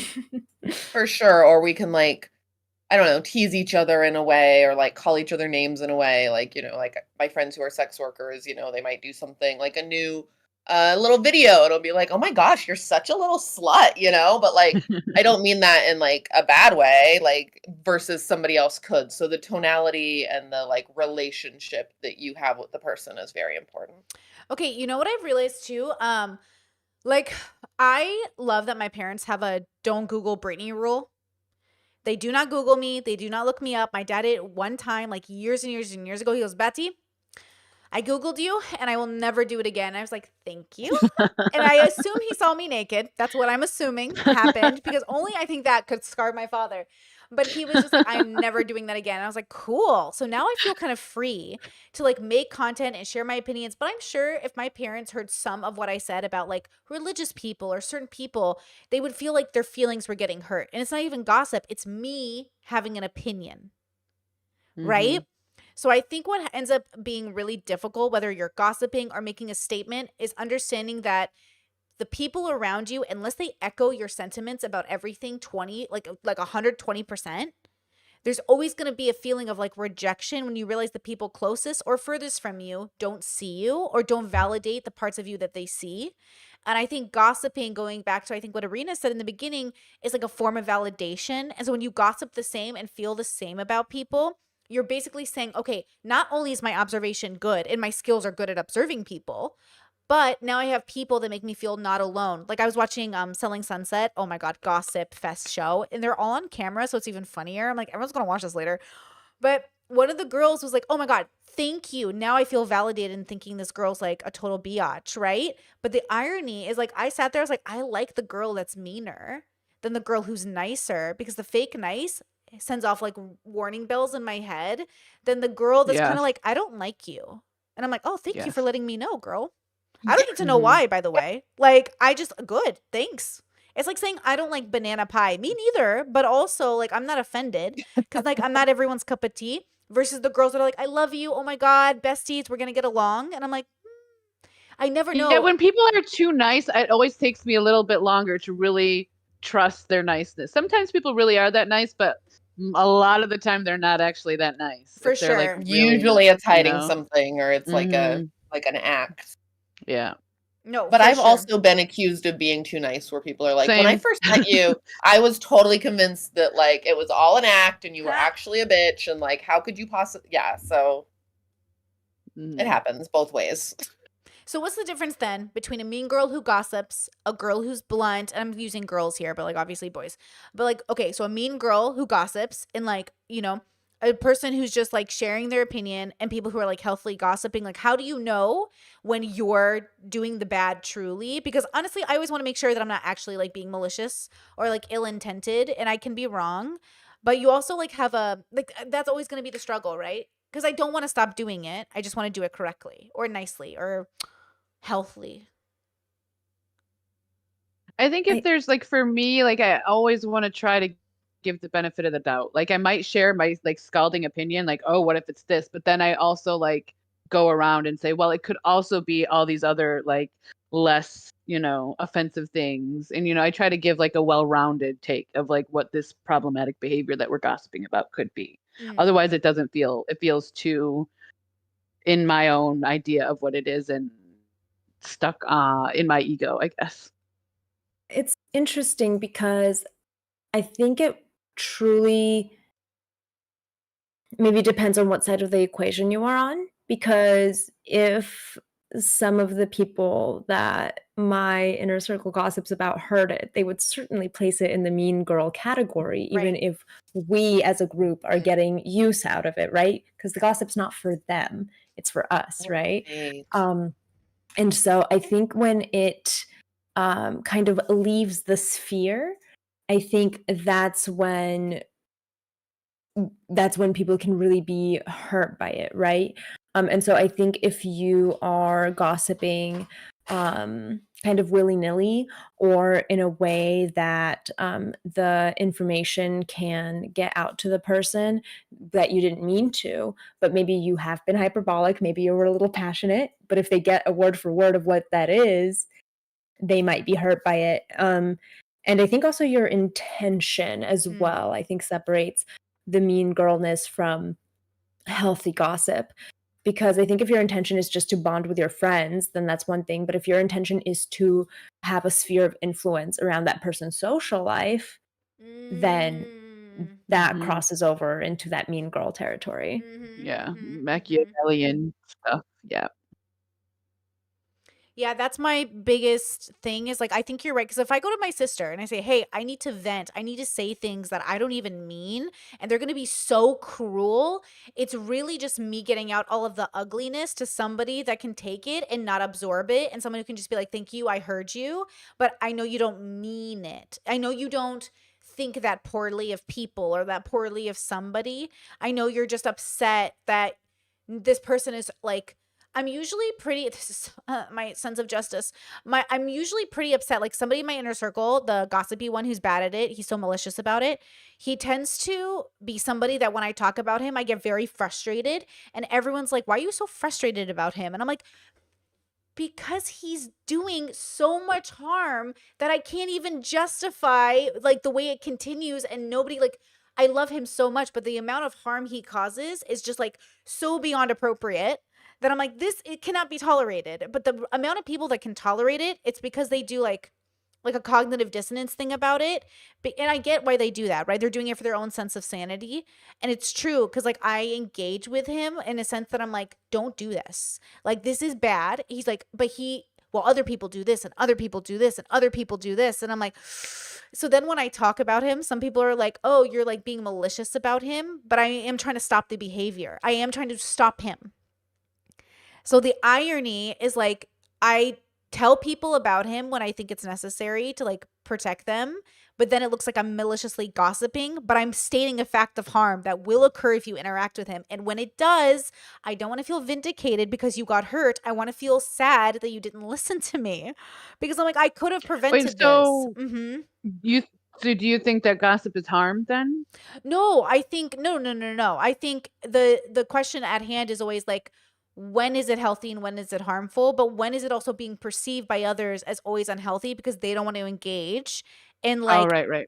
actually like Even if your intention is helpful. yeah, because Mhm. like the problem I have is like when people are like, "Oh, you just like have a thing against X." And I'm like, I don't you? Shouldn't you like Well, have I not against do the because person, of the Right. right? Like not behavior. against the Yeah. person, but the action this person is taking. Not against the human, the Mhm. consciousness, but against the action this person is taking. Like again, maybe I'm the only one that would call the cops on a family member that like shot up a school, but like if you shoot up a school, I'm calling the cops on you. But it feels kind of like even if this person like let's say this person like assaulted somebody, like there are people in my family that would absolutely justify a spectrum of assault because they come from a background where like this kind of assault is tolerated and this kind of assault isn't. So when you're talking about breaking generational curses, you're also saying like I'm calling so and so, I'm calling the cops on uncle so and so because they broke like a new, like, you know what I'm saying? But everyone will Mhm. say like, oh, you're just gossiping. Oh, look, you're just gossiping. Oh, why are you just gossiping Yeah. about them? Do you get what I mean? They'll convince you that holding someone accountable is just gossiping. That's what I'm trying to It's get just at. Thank you. gossiping. Oh, yeah. Thank you. Yeah. Thank you. Okay, that's what it is. Yeah. Mhm. What do you guys think about that? When do you know like what do you do around people who like will use again gossiping as like a minimizing. I'm minimizing your pain. I'm minimizing your hurt. I'm minimizing the harm. Oh, you're just gossiping.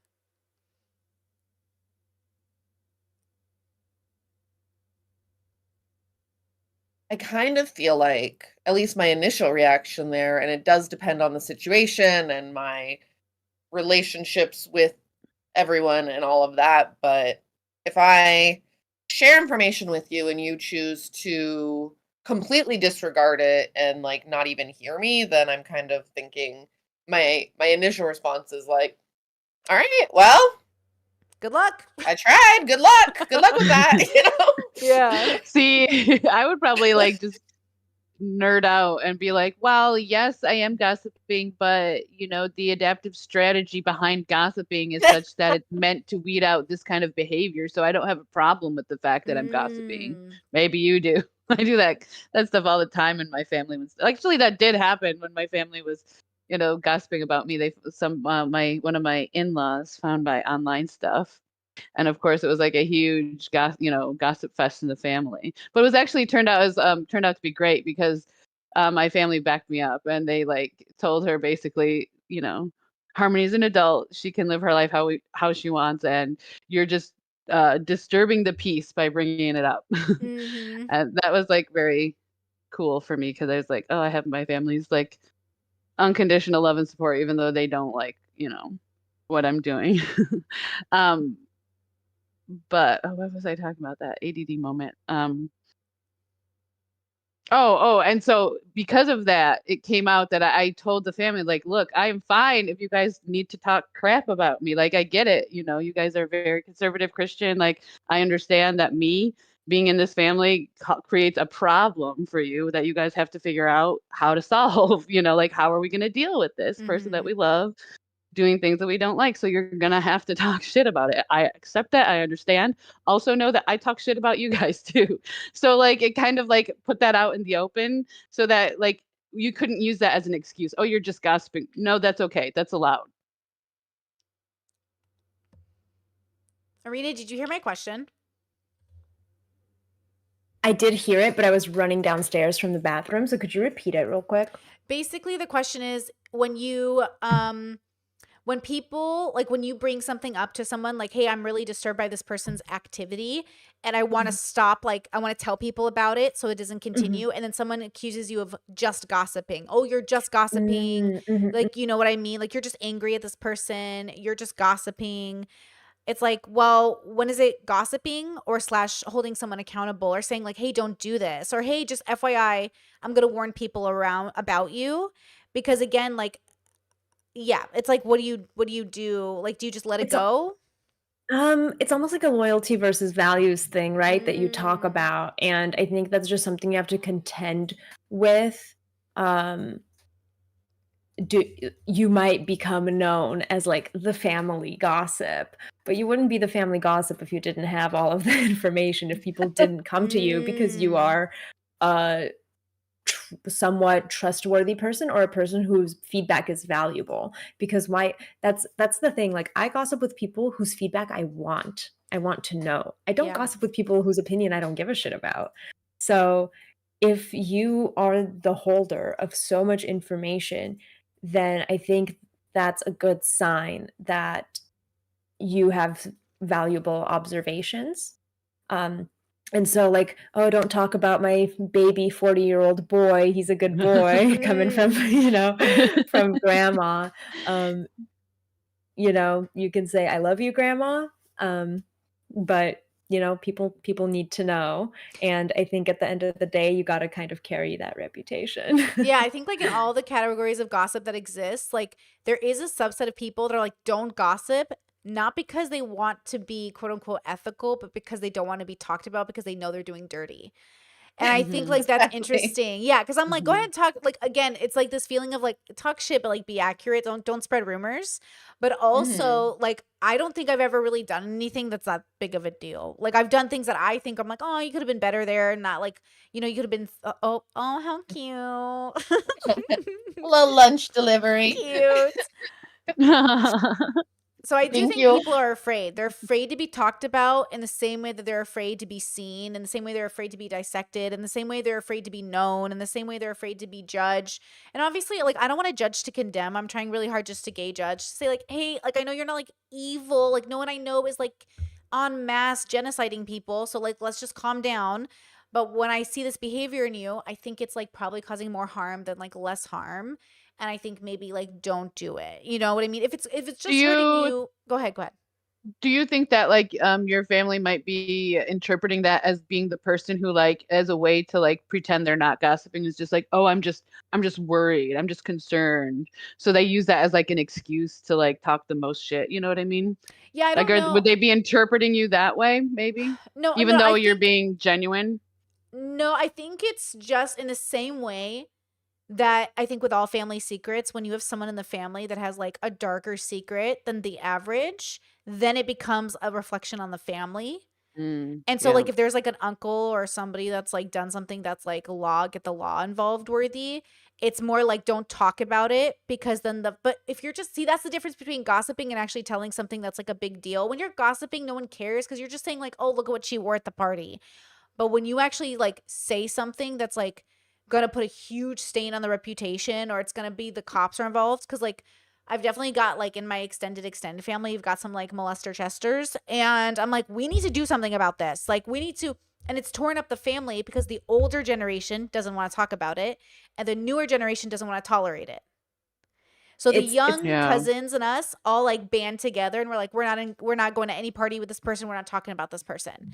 And the older communities don't know what to do because they're like, usually you don't talk about these things. And now the young generation is. And that's something that I've seen even like in different bubbles. Like if values are different, some people you don't talk about things and some people you do. So that's what, but then they'll dismiss you as like you're just gossiping. Mm. Whoa. Oh, it's a doggo. Oh my gosh. Um, Sorry, I was gonna say it comes I think it also comes back to the loyalty over values. It seems like the older generation has the loyalty over values, but also how many people are grateful when you whistle blow to them about somebody Mm, else. They're so grateful to have that true. information, and yet they don't want Hmm. to spread that harm reduction to Mm, somebody outside. because they think that it's going to reflect poorly on the family instead of just reflecting poorly on that one person. Jessica in the comments says the word just can be used as an adverb to minimize or reduce the significance, which is what it is. They're saying you're just doing this. Like, all you do is this. You know what comment I always get that makes me laugh is when people are like, get a job. I'm like, Relatable. right? Like, Yeah, right? literally, that shit cracks me up. And then you'll hear people say though, like I was on a panel about sex workers and they literally were like, fucking laugh. Sex work isn't even a job. I'm like, girl, shut the fuck up. She made $900,000 on something that wasn't a job.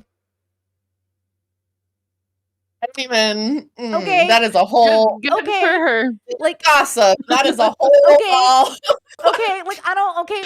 Please, like, bitch, sit down. Did you pay the IRS? It's a job, girl. Come on. Like, this narrative, though, huh? Like, this narrative of, like, this isn't even a job. Like, this isn't, girl, I'm about to talk some mad shit about you at the party, girl.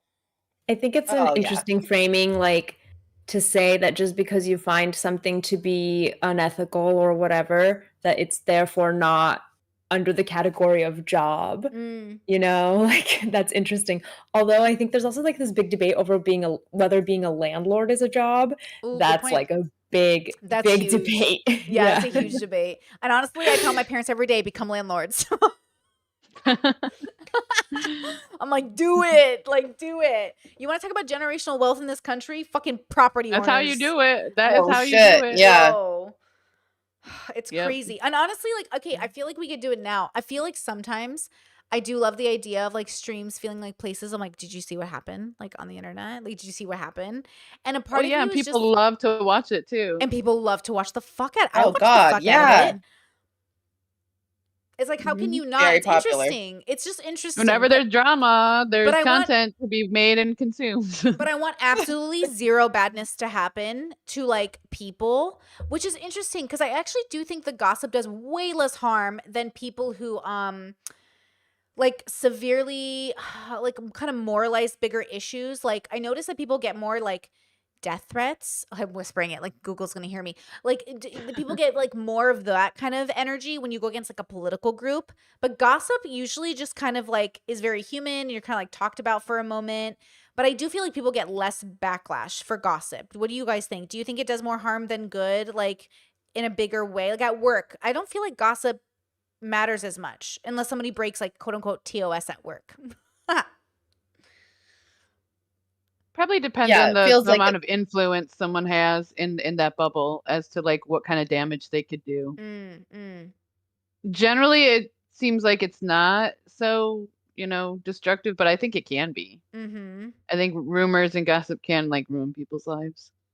It's interesting seeing like smaller creators follow drama of bigger creators, but then if a bigger creator responds, then they get backlash for sending hate to a smaller creator, like almost like punching down. And so I think that's an interesting aspect of it. And then I think there's even more backlash if the bigger creator kind of investigates the public information on the smaller creator. Hell, even including a screenshot of a comment you got left without blocking out the username could get you backlash if you're a big enough creator. So I think Harmony's like assessment that the more kind of influence you have, the more looked down upon it is if you gossip below your station. That's kind of interesting. I struggle with that. XQC just made a video about that, where like Pokimane went after a smaller channel and she's like kind of infamous for this. Like, and I would never want to mess with Pokimane, God bless. She's kind of like a mafia leader. But like it's one of those things where like I'm sure we get along, but obviously like she's ruthless in business. Like I just think she's ruthless. But see, even now, am I gossiping about Pokimane? Am I just saying something that's like par her reputation? And she's earned it. She's very popular. Like you don't get that famous without being like a little ruthless in business, girl.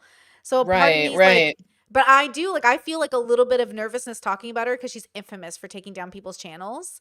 But like that's her reputation. And like that's why you're ruthless in business, my friend. But some people are mad at her for going after a smaller channel. And I don't know if I adhere to that because a part of me is like, it depends. Are you being malicious? Are you trying to get this smaller channel taken down because they talked about you? Then yes, I think you're at fault. But if you're just like, again, like when when do people like Pokimane get the right to protect their sensitivities around people talking about them? And it's like, maybe not at all. Maybe you gave it up the moment you brought in $10 million, or maybe you gave it up the moment you got famous, or maybe you gave it up the moment you became so powerful that when you talk about someone, it destroys their life. Like maybe you get, like, that's the question too, is like, when do you give it up? When do you give up the right for people to talk Yeah. about your families? If you show your kids on the internet, are we allowed to like comment about your parenting? Like people comment about Kim K's parenting every fucking day. Why are YouTubers different? Like, why do people feel like, oh, but we can't talk about this? Like, why not? Like, where's the line? How do we know the line? It's interesting what the line is too, because when I think about people who get gossiped about a lot, I think about places like there was this one, like Guru Gossip or like LolCow or whatever, Mm. or Pretty Ugly Little Liar was a website, and those people that are gossiped about are not rich. They are barely famous, but they are public on the internet. But it's kind of almost like gossiping about like somebody on the street, but like following them around almost, right? It's like they're public because they're in public, they're in the street of the internet. But does that mean that we now get to also publicly Mm, speculate about them, collect information on them? I don't know. mm. I don't like, I think sometimes, like, I remember there was some issue with, oh my God, Edwin Oh Costa, yeah. his girlfriend Mina, and then the Sears girlfriend Dasha or something like that. And those kinds of websites like kind of brought that information to light. Um, so that's interesting, but those aren't like big those aren't creators on who have raked in $10 Right. million dollars, Right. right? None of them are. Um, so that's also interesting to me. It's like, who are you if you're the person that is like collecting all the information you can about the homeless guy on the street, Weird. You're a weirdo. Like you're right? to some extent Exactly. you're weirdo. Like, Yeah. do you guys know Kiwi Yeah. Farms? Yeah, Mhm. yeah. I've heard of it. Yeah. Okay, when I was in my like 20s, I had a post about me on Kiwi Farms. And it kind of drove me crazy at the time because I was like, whoa, first of all, this is so inaccurate. And second of all, you guys are so mean. And I was like, what is this? And then I realized, like, now if the same thing had happened, I feel less concerned about it. And also, like, a part of me is like, use this for content. But another part of me is just like, I think at the time I was much more sensitive to it because I just had never had something like that happen. Like no one's ever written a thing about me. And then they were tearing up my relationship and people sharing names, like even people from my past life, like I don't put their names on the internet anymore. And when people do it, I block them. Like if you're dumb enough not to read the social room, in my head, if this person isn't on the internet and we're not using names, don't use names anymore. Like these people aren't on the internet anymore. They're scrubbed from the internet. But people will come into my channel and use names from my past. And I'm like, okay, you're getting blocked because you're not smart enough to read the room. Like I can still Mhm. talk about people without using their names. That's the whole point. But then people don't understand like that because they think you're like hiding something. I'm hiding their privacy, dumb fuck. Like I'm literally trying to tell my story without giving names out because eventually the internet will forget these people. But not if you keep bringing up their names. And so like it's like, bro, it's like how do you like explain to your audience like I want to talk about people that aren't on the internet anymore without making it about them because I'm actually just talking about me. They just happen to be a part of the story. It's like the internet is so socially unaware of itself right now and I think it will probably like it's just how it is. But I think that's the problem is people don't know your intention, so they map on the intention of the talking about. Mhm. The you know what I mean? Mhm. Yeah. Mhm. Hmm. Yeah, that is really difficult because I do frequently find myself wanting to share an experience that I had or my thoughts on an experience or a situation that happened to me, but it can be difficult to determine like is this something that I can share without the other person involved also being put into the public when that's not something that they want, right? So like you try to use a pseudonym Right. or something. Um but people love to play internet detective and try and sleuth out like who you're talking about or what you could be meaning and that can be kind of harmful as well when people start speculating on something that's like purposefully been omitted out of Yeah. consideration for that individual. Yeah. um that can definitely be difficult, I think. Mhm. I Mhm. think it's I mean, something maybe clicked in my head, but maybe not. I think the difference in publicly speculating about someone public is the amount of influence they have. The people that are talked about on websites, like most of the people anyway, on websites like lolcow or Kiwi Farms or Guru Gossip, they don't really have a big sphere of influence. Mm, They're just somebody posting cringe stuff on the internet, right? And then right. they get torn apart. Versus talking about somebody who can influence the, social order of a particular bubble or influence the economy in some way, Yeah. then that kind of like their life can somewhat become our business, or the way they operate can be a topic of discussion. So it's like the difference about speculating on the president versus that homeless guy on the street. Like the homeless guy on the street didn't do anything to you, and it may be entertaining to speculate about him privately, or Yeah. even like observe him because maybe he lives in your neighborhood, but to collect information beyond what he directly presents, I think that already crosses a line into stalking and like being weird. Yeah. Yeah. I'm not gonna lie, I do get also a thrill from like when my sister calls me, she's like, sit down. I was like, sitting. And she's like very excited to tell me something that happened. Even if I don't even know these people, I'm like, tell me what is happening. Or even my husband, after I'm done streaming, sometimes he'll like run into my room. He's like, are you done? I was like, yes. He's like, he'll like Google on my computer. He's like, look what happened. I'm like, what happened? Like, or he'll tell me like, I just got a phone call. I'm like, what happened? Like I get so excited. It's like knowing something, but then it's just for like a dopamine hit for the moment. Mm-hmm. That's okay. That's I think the difference too is like it's just a dopamine hit for the moment, and then I forget it and I go watch anime. Versus some people who said it, it was like when you become obsessed and it becomes your life, and then all of a sudden you're just like that troll on the computer, like, and you're just like, ew, bro, you're being ugly. So I think there's like Yes. that dopamine hit that's just kind of fun, and then becoming like ugly, ugly in a metaphorical, Yeah. like yeah, Yeah, for sure, for sure. Because I definitely am that way too. When like one of my friends is like, "Girl, like, let me tell you," or like, "You'll never guess what happened," or whatever. Like, obviously, I want to know. I am all in. Like, you have my full mm-hmm, attention. mm-hmm, But is this something that I'm going to think about or talk about 24 hours from now, a week from now? No, no. It was just like a fun moment of like bonding yeah. over whatever it was.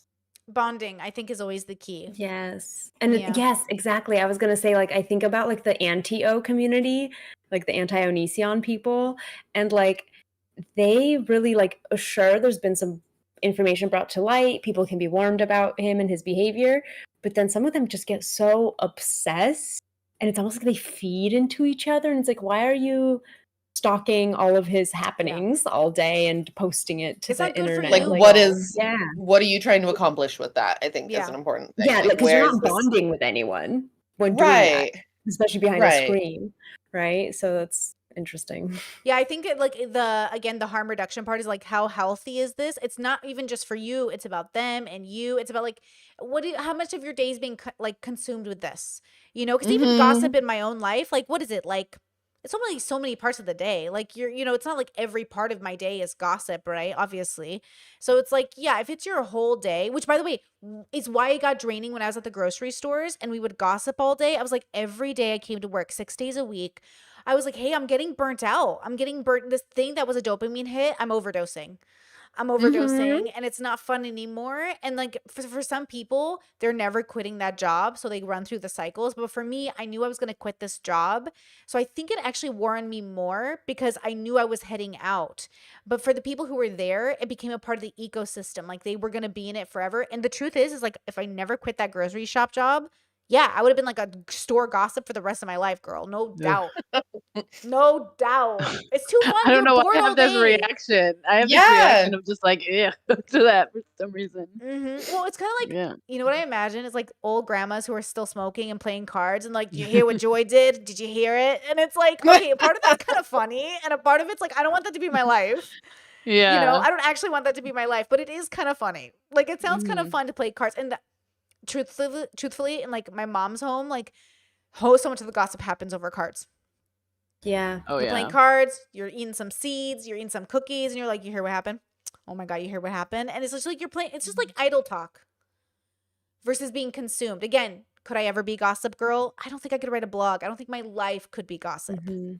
Because I don't know how Yes. Yeah. Keemstar lives. I don't know how he I'm sleeps not at night. cutthroat enough. Yeah, I'm Yeah, not cutthroat enough. exactly. How do these Mhm. people I who would just lose interest very quickly. Like, Exactly. Yes. I Yeah. find people in my life interesting, which the internet doesn't find interesting. I want to gossip about the people I actually interact with, but that's going to be so boring. Nobody's going to read that blog. Yeah. Yeah. I might read it.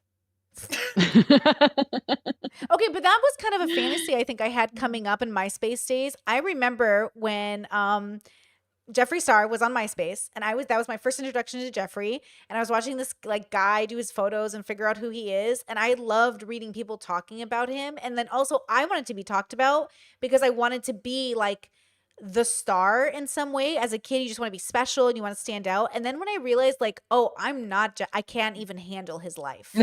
I would have a literal heart attack being Jeffree. I do not want to be the star. I take it back. I Mhm. realized like, again, there's something about it that's some people are meant to be talked about and some people are meant to be like, you know what I mean? Like, someone fits into that category. Does that make sense? Yes. No, I definitely noticed that there are people who make an appearance more often within like when my friends and I are gossiping. And again, it's not in a malicious way because we love those people, but they are figuring some stuff out in their lives that maybe we have figured out, but we're not sure like how to enter either to help them or just to leave them be, let them figure it out, right? So that's kind of what we're processing. So I feel like when you're at a point in your life when you're I don't want to say bringing the drama, but maybe when you're figuring something out, like I'm sure that my previous relationship, which was very toxic, was gossiped about by the people close to me, you know? And so that's because I was figuring things out and maybe Yeah. like and when that relationship ended, one of my friends, she was like, "Oh my god, I never liked him. Like, oh my god, when you told me you guys broke up, I was so relieved." And I was like, "Oh, I had no idea you felt that way." But at the same time, I wasn't like, "Oh, so you were like talking about me behind Right. my back." No, she was like Right. letting me do my thing while she processed how she felt about it on her own. yeah, And so yeah. I think that's kind of when you're meant to be the one that's talked about is when Mm. there's something that the rest of your friend group maybe is like, "Oh, we see you're going through this. Let's Yeah. discuss." Yeah, and I think like as long as because I know of course it happens among siblings all the time where like someone's the main character for this season. I'm like, oh yeah, someone's the main character for the season. And you're like, all the attention's on you. You're going through something. We're all here to support you. And we're gonna talk about you because we're supporting you. But I think ultimately knowing those people have your back and also like again, I feel like I hear this like sentiment in the world or like I just want people that are gonna be blunt and honest with me and tell me my flaws. But then you don't understand. I don't think people understand what they're asking for. Because to get that, you have to have people that you trust, people that are going to have your back even though they're criticizing you, and the people that Mhm. aren't judging you as like an evil person, but more like, I love you even though you do these things that I don't think Mhm. are good. And then it has to be, again, even though my parents don't love my OF and don't love that I'm queer, they aren't going to kick me out of the family because of it, even though they pretend to threaten it. They're never Mhm. going to do it. They never have done it. It's not a thing they can Mhm. do. It's just like they're not holding it against me.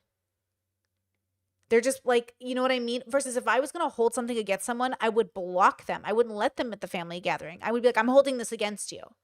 I'm punishing you for it versus just like talking about it with you. Like I love everybody in my inner circle. Like come to dinner, but also like I have to be able to say like I'm still upset you're doing this thing.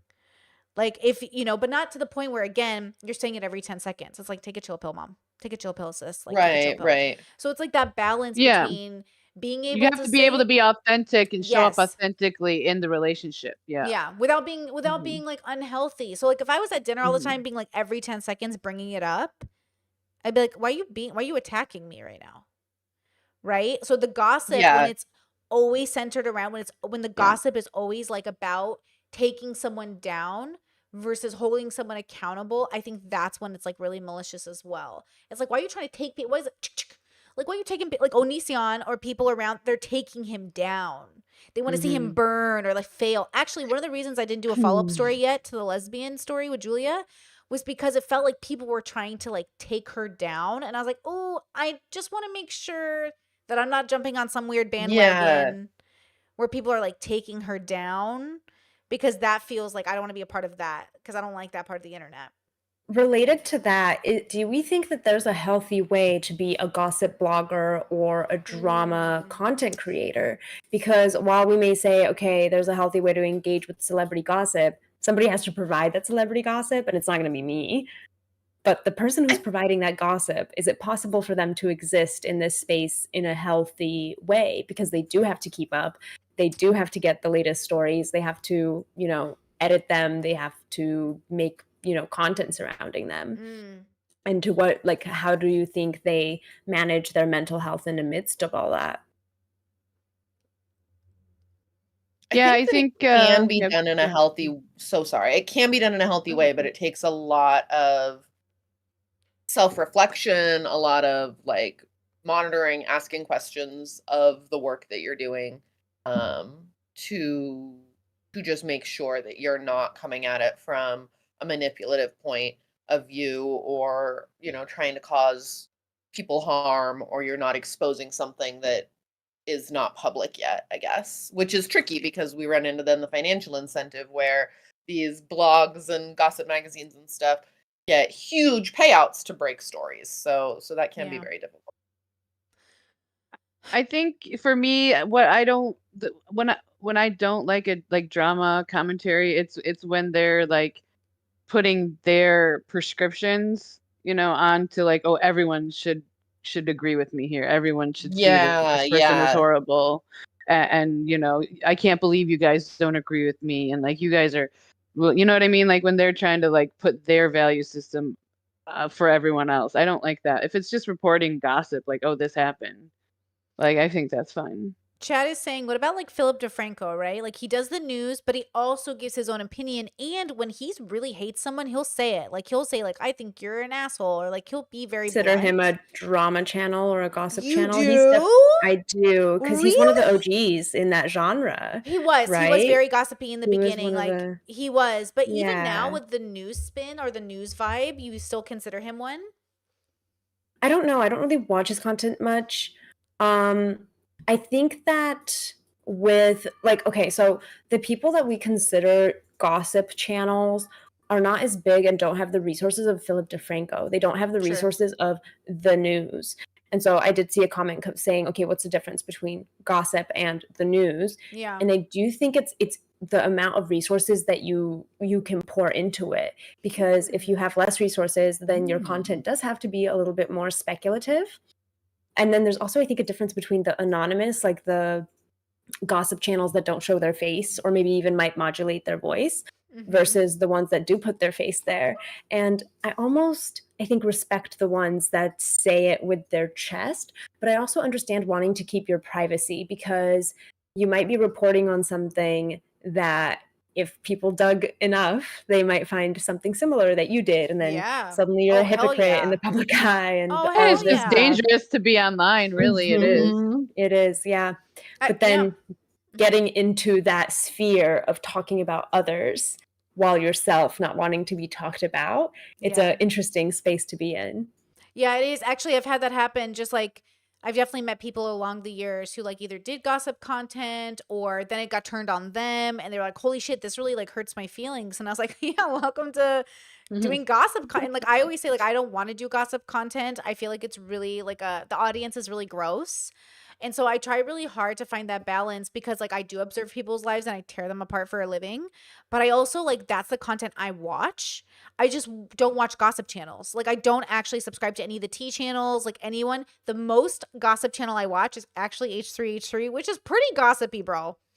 They're Oh yeah. super fill in the blanks. They make like outrageous accusations against people, but I think because it's so funny, if you like that humor, it doesn't feel as threatening because it's just so fun. And Ethan just says the most outrageous things that you're like, you can't even take it seriously half the time. But I do think like that's the problem is like yeah, I think that's the problem is that I don't know if people are self-aware enough to know like we're all tearing apart people's lives. Like everyone from Dr. Kirkonda, who I love, like you're observing somebody and then judging them. Even if you're in the debate space, you're observing people and judging them. Mhm. When people say, I don't think people should be on OF and everyone who's on it is exploiting people, you're talking about me, bro. Like you're saying I'm exploiting people for being an OF model. What are you talking about? So this idea that you're not judging is like, yes, but to take it personal would be silly because they're giving an opinion. So I don't take it personal, but to act like it isn't personal in some way, I think is also weird. So it's always personal, but it also doesn't need to be. And the way we make sure that it isn't is that we both agree we're talking about the idea surrounding the information. Because then I'm okay with you tearing apart my life, my like marriage, what you know about it. If I had kids, tear it apart. Like Trisha Paytas is out here naming her second child Elvis. I'm like, Elvis slept with a 14-year-old. What are we doing? But like she's thinking of him as a musical icon. She's thinking of him like I couldn't do that. But like I could also see why in her bubble, she's probably just thinking he's Elvis. So regardless of the child's gender, she's going to name it Elvis. And I think that's like my brain automatically went to like the guy who slept with a 14-year-old. But like see how like I have this negative connotation with this name, even though I love Elvis's music, and she has like this cute like historical like ooh how old Hollywood thing. It's like I'm not saying she's a bad parent, but when I give that opinion, are people going to hear me and think like Britney's upset? That like no, just like I just think it's interesting. Like this is an interesting decision. You know? Like that's an interesting decision to make, you know? So again, it's like I want to be able to observe people and say like this is why I wouldn't do this. But I'm not saying she's a bad mom for doing it. But then some people might think she's a bad mom for doing it. Like if you name your kid Charles Manson, are you a bad mom? Yes.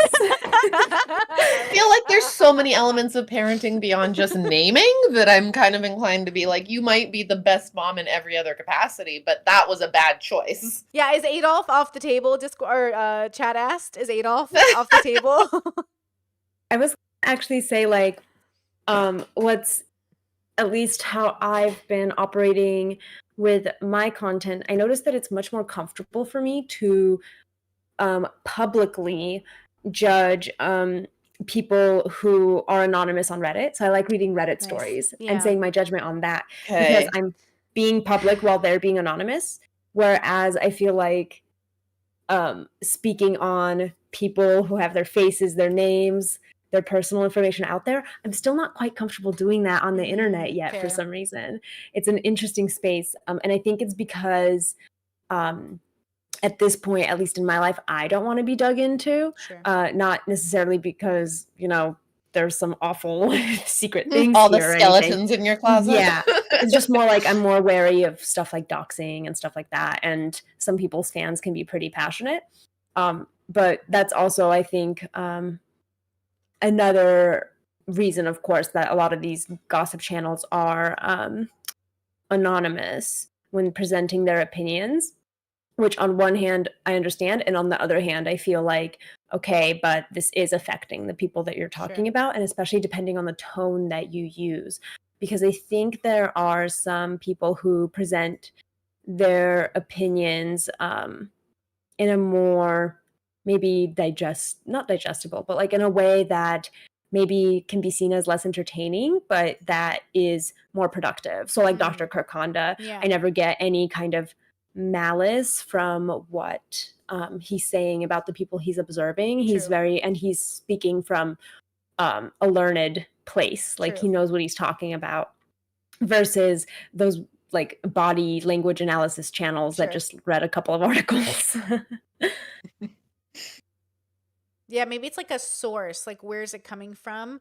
Like, I was watching XQC review the Pokemon video, and it had like Leafy is here. Do you guys remember Leafy? Like, he was so weird YouTube. I never liked Leafy, obviously, but he kind of pissed everyone off because he fought with everybody.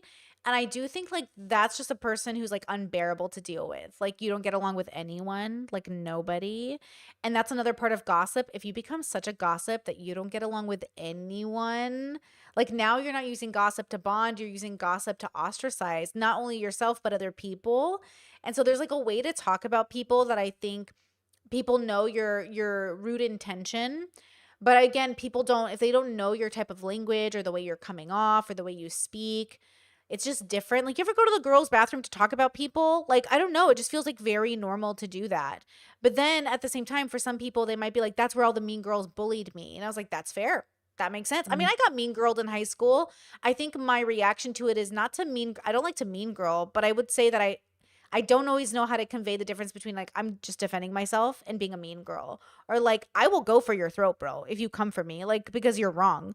But like what's the differences? And I think the difference is like how you're perceived as well as how much you understand your intention, right? Because that stuff is Mhm. interesting to me as well. Obviously, like you don't want a mean girl. Like we're not Regina George, okay? Like that's like a very specific. But it is also about Yep. clicks, you know?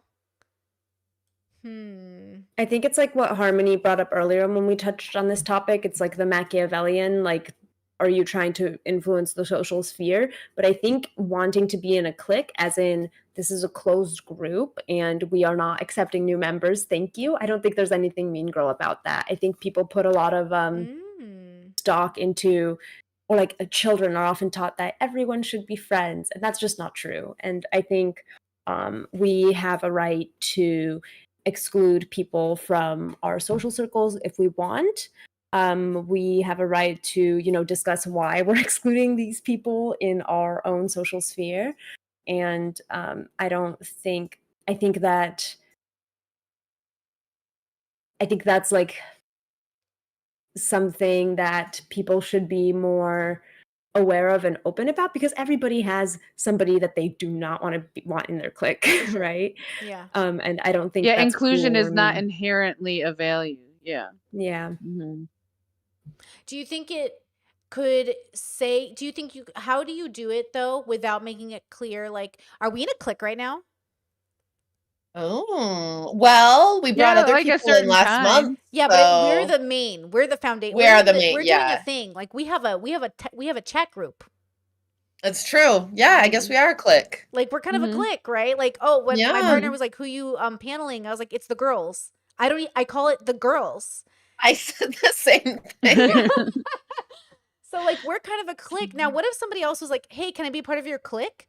Would I be like, "So you're going to do that?" Because we're doing a thing where like we're doing this monthly right now. Who knows when it will end or how long it will go, but now we're forming like an expectation of Right. energy. And then if we bring someone new in, are they obligated to show up? And like not that we're obligated to keep it up either.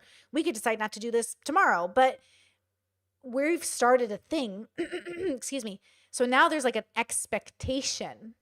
And then what if it gets so cool that people are like, I want to be part of the group. And we're like, and then we have to start picking and choosing which people we want in the energy. Like I'm already anxious about it. I'm like, oh my God, I don't want to hurt your feelings, but you can't play with us.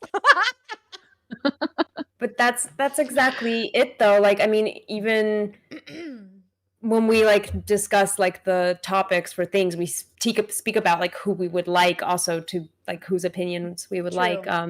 But the easy thing I think here is, us knowing each other. We've like collabed in different spheres, like separately. Like Jen and I have a video together. Harmony and I have talked personally. So there's like this certain energy. I don't think that means that the group can't expand, evolve, or change.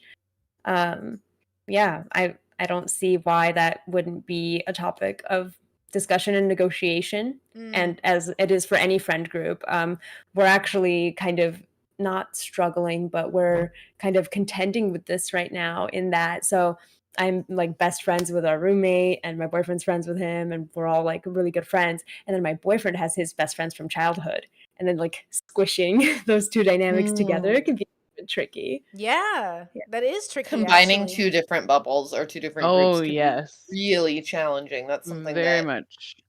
I feel like I don't always have a lot of luck with. Oh, I'll tell you this right now. Like my friends are not going to get along.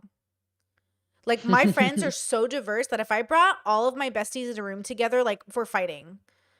And I'm best friends with all of them individually. But if I brought them in together, I definitely think they'd fight.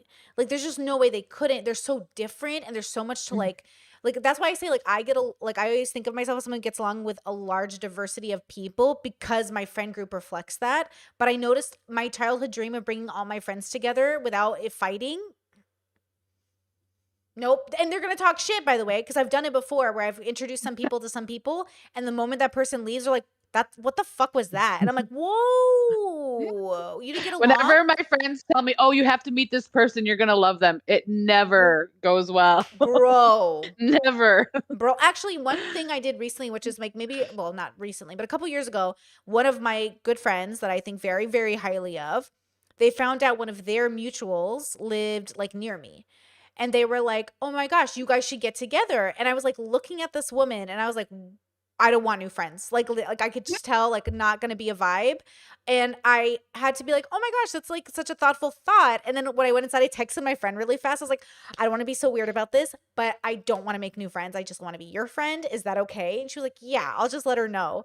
But I was like, that anxiety of like knowing, like, just because like I'm friends with you, like I'm not gonna get along with your friends necessarily, is such a social faux pas from where I was raised that it took a lot for me to say, I really love that you think I'm going to be friends with everyone, but I don't want to be friends with your friends. I just want to be friends with you.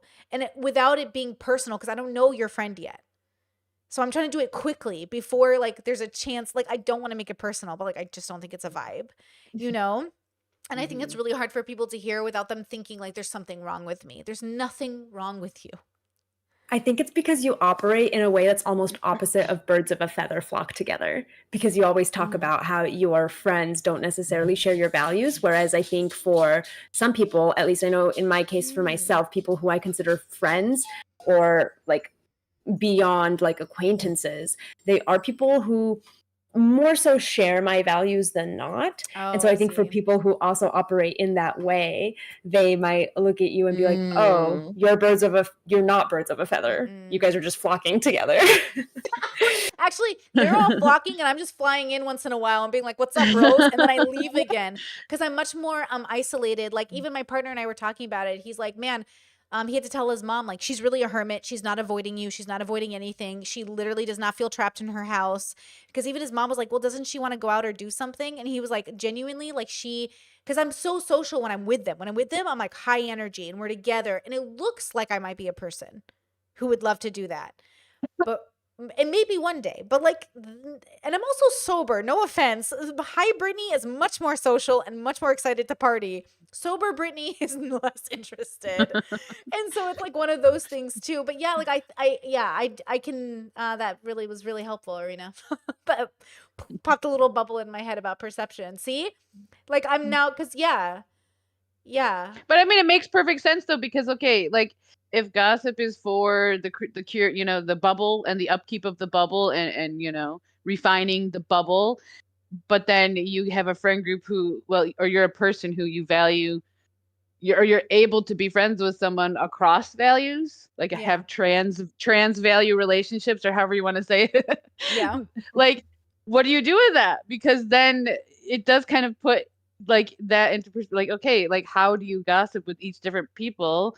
And then you come together and they see how you react so differently, maybe when you're kind of mirroring that person and they see, oh, like Brittany can be like so many different people, like, Yeah. you know, that can kind of be a mind fuck to some people and they might not understand, you know, I don't know, they might see it as inauthentic or something. Yeah.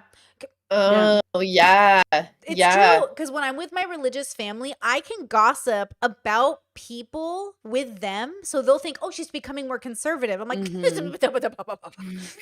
just know I just know the gossip, bro. But like, yeah, people feel like when I'm gossiping or bonding with them or on their, or like I can see where they're coming from. They're thinking I'm more like them than I am. But that's why I say like the only person I feel like I can be 1000% with is my partner, because like he just like he's so like he just sees so much of me that he won't misunderstand it or misinterpret it. Like even if there's a miscommunication, we're able to talk it through. Versus other people, you've seen me like tell people my ideas on the internet. Like you can just tell they're not getting it, which is fair and fine. But I can't be married to that. I can't be married to somebody that I have to sit there and justify like my existence to. You know what I mean? But that's how it is with some of my friends who don't see all of me, which is so valid and beautiful. I don't want them to. Thank you. I want to just bond on what we're bonding on, which is why when we're gossiping, like I want to be able to like join you and be like, oh my God, what are we doing right now? Yes. Oh my God, what? And then jump into this bubble and be like, what are we doing right now? And it's like, okay, fun. Because it's not about just me. It's about us. What are we doing together? So like I can't, but I think, yeah, it's interesting because I feel like I can gossip with everybody. Who are we hating today? I'll do it. Let's go. Yeah, but it's like almost like a guilt by association thing. Yeah. If somebody like sees your friend and is like, wait, I would never, even interact with this person. You must condone every single thing they ever do. Because I do think a lot of people, that's how they choose their friendships, is based on values, but a lot of them don't operate in relationships for some reason. Like, it's interesting. I notice people will pick friends based on values, but then there's so many stories of I just found out my wife doesn't want kids. Yeah. And it's like, how was this not a How is topic? that possible? Bro. But maybe Wow. people You are just now talking. learning that. Like, how often do you guys talk to your people? Like, we're always talking. There's like, Oh my God, all the time.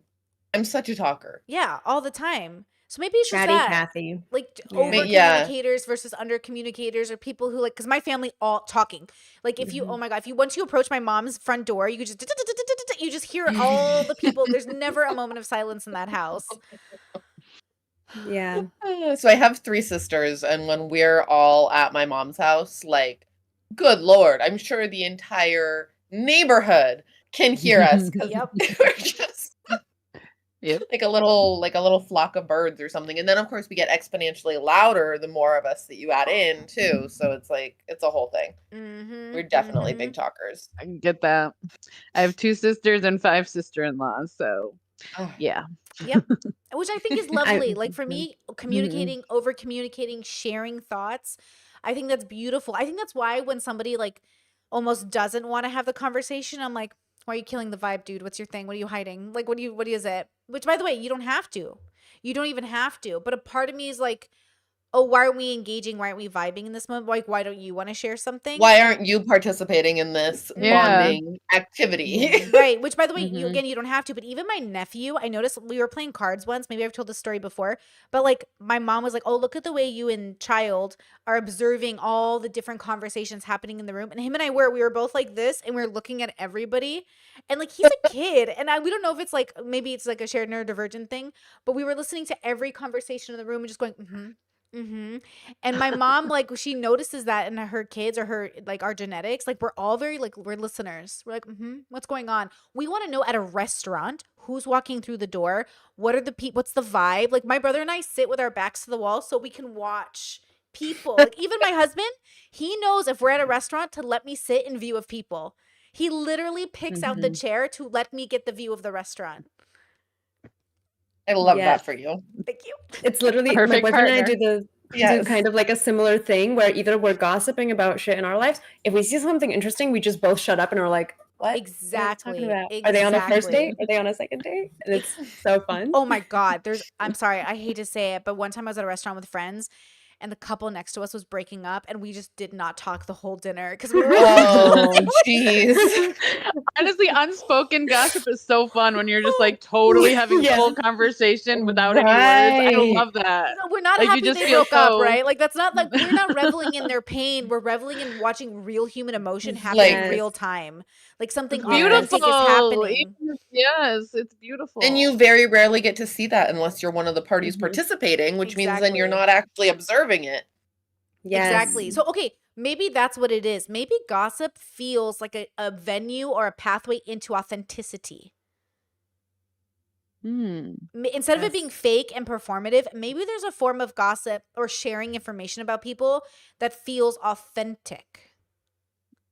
I would agree with that. I mean, that's why reality TV is so appealing, even though we know that some situations are maybe set up. And I know in the past, like especially early 2000s, maybe some things were straight up scripted. Oof. But I think this recent wave of reality TV at least has been so fascinating. 90 Day Fiance, you get to see how cultures clash. You get to see how families deal with somebody bringing a much younger partner home who's the age of their parents' children, right? And you get to see all of these things play out. And even if the producers are intentionally picking the most dramatic, the most like chaotic people, either way they still are people, and they have something to teach us about how we interact. So I would agree with that.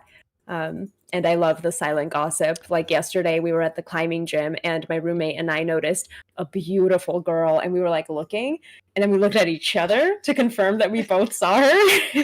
And then we were like, doo-doo-doo, like looking around, trying not to look at her. And then we like basically spoke in code and in inside jokes to confirm what we were seeing because she was gorgeous. Okay, so here's a question. Decide for me. There's a small YouTube channel that covered something about me recently, and I was like, "Ooh, should I review this?" But it's like so drama, and it's so about other YouTubers, and it's like, are YouTubers the new reality TV show that feels the most authentic?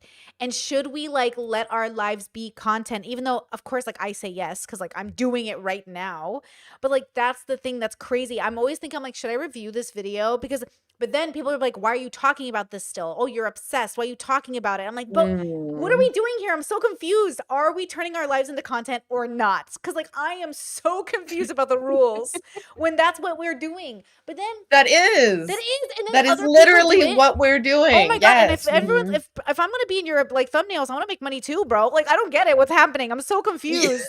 Like I want to make money too. Like damn, like people are literally making money off me, and I was like, I love that for you. Can I make money off you making money off me? Right. Can we all? Yes. So my Get question into a here, feedback loop of money making. my question here, Brittany, is the video that they made about you. Are they misrepresenting you, or do you feel like they have a decent gate? Have you watched it? I haven't watched it, so it would be Okay, like so we don't know. It review. could- I don't know, yeah. but it's a because I hopped on to a panel the other day that I didn't record on my end to like clear Mhm. something up on my end, and I didn't post it on my channel, but somebody else like posted it on theirs and then reviewed it, and I was like, oh, like this, reacted. Okay. yeah. So part of me is like, this is kind of a good like time for me to like also do this, but also I think it would be so fun for my audience, and I know they would love it. But the part of me I'm is like, dying to know. I like, but here's what I'm saying is like, why are we, talking about what Arena said? I grew up with like MTV reality TV shows. We all thought they were scripted, but now I'm wondering how much of it is scripted and how much of it is like forced performance. And then I go on certain panels or I watch certain people yell. They'll come on stream and be like, "Ooh," those are the performing ones. Then there's people who are trying to be authentic. Then there's people who are performing authenticity. And then we are the new reality TV show. So the question is like, is it better to embrace it in like a constructive way, or is it better to not? Like I can't decide like what's the balance, except that I feel like, is this a good opportunity to actually do something fun and constructive but also like buy into it, say I'm gonna do this, like I'm willing to do that, you know what I'm saying? Or is it gossiping in a bad way? Is it unhealthy? Am I like taking people's lives and making more harm than good? Like these are all the quandaries I sit here and meditate on. I'm like, is this bad or good? Is this healthy or not healthy? What is this? We're Is this an learning as we opportunity? go. And is this an opportunity Right. to be good at my job? Is the universe like, here you go, Brittany, fucking do it? And I'm like, is this my opportunity? Is this my opportunity? Is this my opportunity? You know what I mean? I think when a smaller creator covers a larger creator, if the larger creator responds, that's good for everybody. Honestly, it's going to get them Right? more views back on there, Yeah. and that's more money Mhm. and more eyes on them. Like, if anything, they probably hope to get noticed. A lot of them will say things like, oh, they're probably not even going to see this, but You're we know people are Googling right. themselves. Yeah. That As is long as it true. doesn't Yeah. feel like I don't want to target. If you're not like you know. attacking the Yeah, person, yeah. obviously, which I know you wouldn't do, Yeah, I don't but think like so. I in don't a think general so. practice, if a big creator kind of like shits all over a smaller creator, Yeah. Then that's obviously that's different. that's harsh. Like that's a big, and I understand that because again, I've already had that happen with bigger YouTubers talked about me, and I was like, oh shit, if this happened to me in my early 20s, it would have been really bad. And now it's just kind of annoying, though it can like hurt my feelings sometimes. Like I'm adult enough to admit that. I also know that I'm like handling it much better. I've been in YouTube a long time, and I've dealt with a lot of big YouTube creators, and I know now I'm ready to handle it. But I don't also want to give that to somebody that's not ready, like the attention. But I think, I don't know, YouTube's been recommending channels to me that I haven't seen before, but I think it's because my name's in it. So I'm like, oh, like how exciting. Like as a like Right. oh, like cool. And then it makes me wonder, like as long as nobody feels like they're being, yeah, I don't think I would target them like in any capacity. But it is gossipy, bro. It's drama, bro. It's drama, bro. And that's the question. Yeah. Is this healthy or Yeah. unhealthy gossip? Ooh, girl.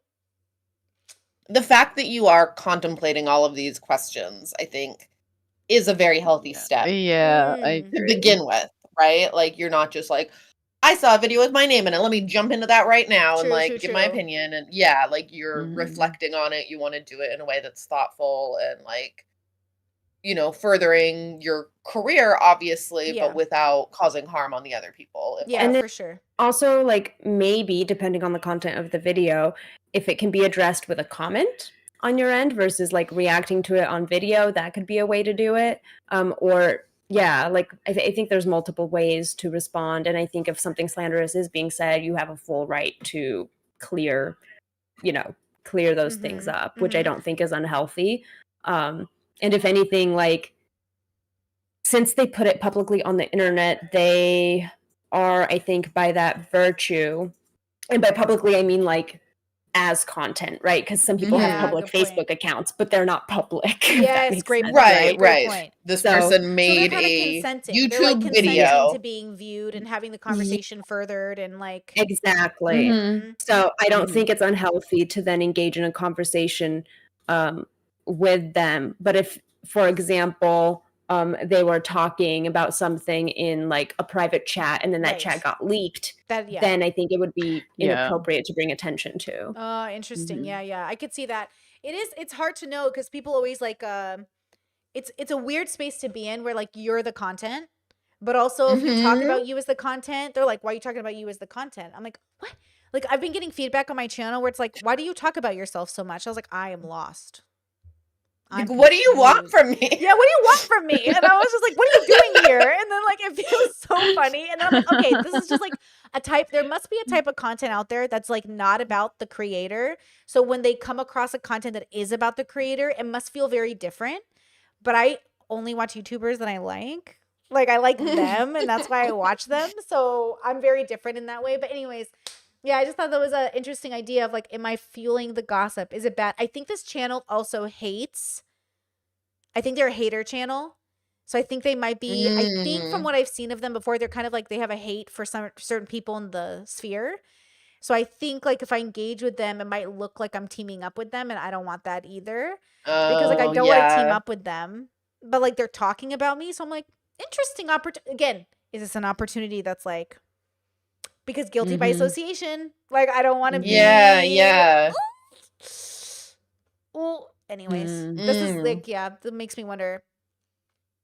That's Yeah, a tough one. I know there's been situations kind of similar, but not exactly the same, where people will bring me up or like try to like paraphrase my ideas on my behalf on a mm, panel or something, or like, oh, well, Madame Genevieve, blah, blah, blah, blah, blah, blah. And a lot of times it will be an inaccurate representation of what I believe or what I've yeah. said previously or what I participate in.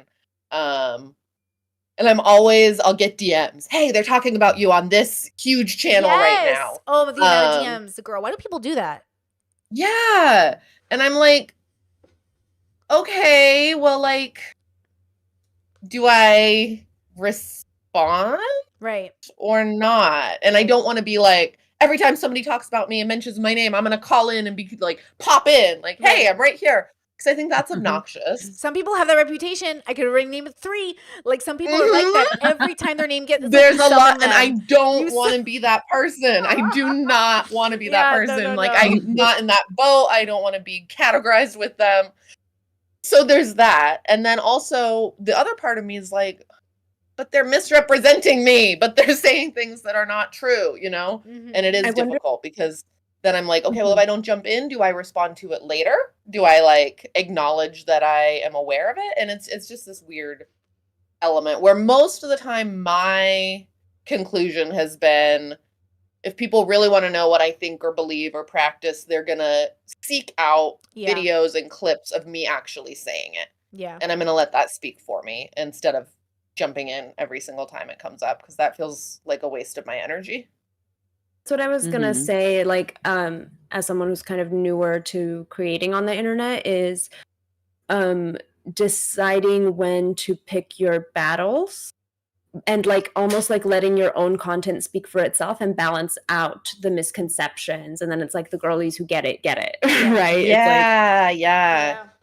but what is the balance, right? Because if you're someone who, it's almost like the more you show of yourself, the more you can like speak for yourself, right? On the Mm. internet, the more content there is of you, the more people can go and confirm or deny whatever um, misconceptions are out there. But if you're Yeah. someone who's private, then suddenly misconceptions can become, oh shit, like if I talk about this, this is going to be revealing a little bit too much. When and where do I address certain things? Yeah. Yeah. Yeah. I guess time will tell. I'll know what to do. I always tell myself like I'll know what to do. Like because it will feel right. You know what I mean? And that's the same with gossiping. I always like when you're in the room, again, going back to like when someone's like maliciously gossiping, it's like I feel like this isn't right, dude. Like we've crossed the Yeah. line. We've crossed the This is line. starting to feel icky. Yes, Mhm. but people have a Yeah. different line, and that's what's Mhm. interesting to too. me. Is like, why do we all have that different line? Is it because we're protecting ourselves, protecting other people? Is it because like it just makes us feel icky? It's got to be based on our own lived experiences. Yeah, that's what I would was have gonna to say. say, right? Like Mhm. someone's going to feel icky to me because it'll probably, I don't know, remind me of a situation in the past where Yeah. blah blah blah blah blah. But Or maybe you haven't had that experience or whatever. yeah. Or if like someone is like raised in a very low trust, like Mm. survival type situation, then the more cutthroat style gossip might be more like adaptive for them. So it might be, Yeah, yeah. seen as less like to them, they might have, the value like, no, I'm protecting myself. Whereas Yeah. like from the outside, we might look at that and be like, ooh, that is like cutthroat, Right, right. Yeah. Yeah. Now I wanted to ask you guys, we're coming up on like 3 hours, I think. So does anyone have any Wow. comments, questions, other Ooh. things to talk about? Because I think now is probably a good time to start winding down. I think Yeah. oh, sorry. No, not Um, at all. I was just going to say, yeah, I can't believe we've been talking this long. This has been a Yeah, really good me dialogue. either. Yeah, it's nice. It has. It's just been fun. We're like getting comfortable with each other, which is Yeah. great. Mhm. That's good. Mhm. I was going to quickly say of the line and us all having a different line, it feels like it's something that I touched on earlier, but the gossip that's like for private, the line is very Mm. different than the gossip that's for public. Mhm. Yes. Yeah. And Yes. Yeah, Yeah. absolutely. and Absolutely. some people say their inside thoughts out loud. And that I Mhm. think and I think that's when Guilty of that in private situations. I exactly have see, learned how to not do that in public situations. but But private sometimes my situations, face will give me away. Sometimes yes. Literally, it's not my fault. Oh God. Yeah, but it's exactly it. Like again, like the conversations I have with my inner circle in my home about like the reality TV stars. Like we were just watching Love is Blind, the Ugh. season with oh my gosh, Micah, whatever. Yes. And we have said some shit that I would never say in public because these are inside thoughts for inner circle Yeah. and not Mhm. outside thoughts for the public. Yeah. See, I never know because like I remember when Dr. Kirkanda talked about Micah and he was like, why would anyone say she doesn't have mother energy? I was like, I'll say it right now. She doesn't have mom energy. And then I was like, oh, I'm such a bitch. But like in my head, I was like, this is knowing your category and what that means. Because like, you know, when you like go through stages in your life where like you're not this energy right now, I don't think it means you're always that energy. But I think people hear I'm always this energy. You're judging me from head to toe. When you gossip about me and you say like, oh my God, they're such this or this or this, you're saying they're always gonna be this, this, and this. I think there's like a permanence to judgment that really impacts people. Where I, of course, have spent my life changing. So I know like nothing's permanent, girl. Mhm. Like the past is think, the like- past is the past. Sorry, I was going to say, I think the mother energy comment, though, is constructive, whereas some inside thoughts are not constructive Oh, and they're true. just straight up, right? Like True. judgment, not even in a constructive way, and the person that you're judging can't do anything about. Yeah. So I think it depends too. Like, I think if you are saying something that could potentially help someone that is in a similar situation to the reality TV star, then that can be public gossip. But if you're just trying to talk some shit and just say the funniest, like most fucked up thing, that can be reserved Mm. for private time. And some people say it's just the most heinous shit in public, which I Yeah. think, to me, at least for my values, crosses the line. I Yeah. feel like that's talk for you and your friends and not Mhm. No, I agree with you. Actually, something just came up where like somebody said something on a panel or something, and I was like, "Oh my God, bro, inside thought. Why'd you say that out loud?" But it was like really like even like strategically as a business move, I was like, and then I was like, oh my God, why would you do that? And it was like, look, at home, if you had said that and I heard it, I probably would have giggled. But like, you're on a panel and you're in front of people and like sponsors are watching you, or these people are watching you, or these people are watching Yeah. you. And I'm always shocked. And then I realized like, it's not a choice. Like this person's brain has like an impulse thing, or like has to say it, or Filter problem. they have a Yeah. filter problem, which by the way, I think we all have filter problems on a spectrum. Like that's just normal, myself included. But sometimes I'm like, Definitely me. oh, like sometimes I'm kind of proud of myself for not saying certain thoughts out loud, because I was like, oh my God, like even I know not to shut the fuck up. And even the so I realized, like, I think, but see, you have to recognize that you have like an impulse. Even just now, when Arena said, when you say inside thoughts out loud, I hid my face. I'm acknowledging that I have a problem. Versus some people will be like, well, you antagonized me. And I was like, but that's the point. How do you not get antagonized to the point where you say the thing? Or like, I've been antagonized Hey, and I say the thing and I'm like, Brittany, shut up. Like, be quiet. But like, it's the thought I would you say. just walked into what they were, the trap they were Ooh, setting up. exactly. Yes. But like with your siblings or with your family, it's such a safe space to say the thing, because if you're close to them, because it means they're not going to leave you just because you had that moment. They're not going to punish you. They're going to be like, oh, I pissed you off enough that you did it. You did the thing. And it's like, you get under my skin. Like, you got under my skin. Yeah. I think on the internet, we try to get under people's skin for like views. And I think that's unethical. I don't want to get under your skin for views, bro. But please also, like, we have to be not Yeah. tempting each other to do it as well. Like, it takes a symbiotic relationship to not do that, because I don't think that's very good for Yeah. online Yeah. spaces. I don't think it's very Yeah. Because healthy. sometimes you go into a space and you just know that like the other person or the other people are there with the intent Yes. of provoking you Starting because shit, they yeah. want clickbait or they Yeah. want like whatever moment. And it's difficult because I do want to react, but I have to like, whew, let me get it together here. I think Let it's me our not do faces. that. I think our faces, like, I'm like, and then, Yeah, you know no, what? I'll my be on, face. bro, and I'll be on pianos with like, Brittany, your face. Do you want to share your thought? And I'm like, I'm already like censoring it. I'm like, okay, Brittany, cut this out, cut this out, cut this out. But I'm not, like, I'm still learning to be on panels. I'm still really new to them. I don't know if people know, like, this is like, I've never really done them until I've been in this space. So I'm still really learning, but it is like, sometimes I'll fumble my words so bad that I'm like, oh my, what did I just say? Like, blah, blah, blah, blah, blah. And I'm like, okay, noted. Like, I'm working on it. But oh man, yeah. Yeah. That's a weird environment to be in, though, honestly, to like be in this panel environment where you're having a conversation, you're actively working through how you feel about something, and then people are also trying to like own you Yes. for your thought process. I don't know. Yeah. It can It just be, feels it can very be a trip. intimidating. Yeah. Yeah. Mhm. It's a very weird situation. Yeah. Mhm. All right, ladies. Is this it? Yeah. That's all I've got. Yeah. Yeah. All right. Any Great questions in the convo. chat or anything? Guys, any questions on the chat? Let me see. Let me scroll up because I have not been reading it as often as I should. Let me see. I think they're mostly just talking about each other, which is great. Like, they're talking Yeah, about themselves. yeah. Hey, yeah, no, I'm not seeing anything Yeah. either. Yeah. Cool. We did Okay. good. Great convo, Yeah. ladies. Can't wait for next month. Yeah, I think the great conversation combo. is going to be great as well. I'm stoked. Yes, me too. Yeah, I'm really excited and I can't wait to do it. Thank you for being here.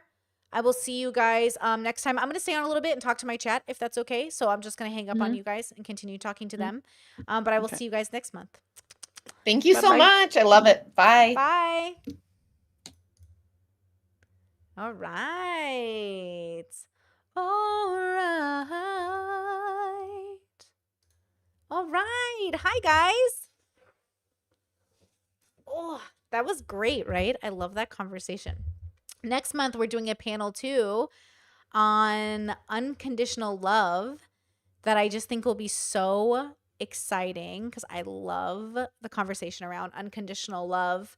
Once this video is done and stuff, I'll put everyone's socials down below in the pinned comment. This video will obviously stay live for you guys to watch later or to comment on. But yeah, there's always this question I have between what is content, what is gossip, what is true, what is false, what is the time to engage. And I think it's just something I'm going to have to figure out as I go along. You know what I mean? But it's good to bounce ideas off the girls because they have such good insight, especially as like Genevieve, who's been around for a bit, and then Arena and Harmony, who are like starting to make content. It's going to be very interesting to see how our stories sort of, or what tools we can give each other because of our stories. You know what I mean?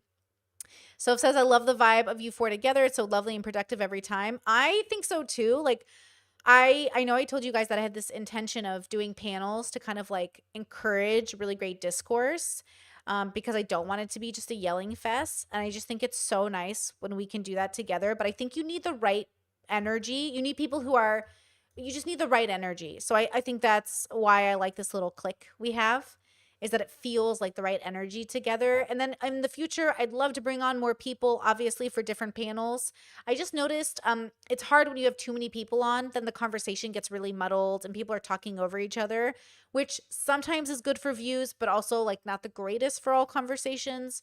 So it's a little bit of a balance between the cozy chats and the like more high energy chats, you know? And I also do want to do panels too outside of the click, just to have more or different vibes and different ideas. So we'll do that too, of course. With that said, I've already started adding events for Discord in January. If you guys are on the Discord, check out those events so you know if you want to sign up or not for the new year. I'm really excited. I want to have a little bit of discussion about like, how do you know if you're a 2 or a 5, right? We have an event already planned for, I think it's January 7th. Let me check that out really fast. So we've got yoga, technically today, but tomorrow, Sunday, which is exciting. We love our yoga.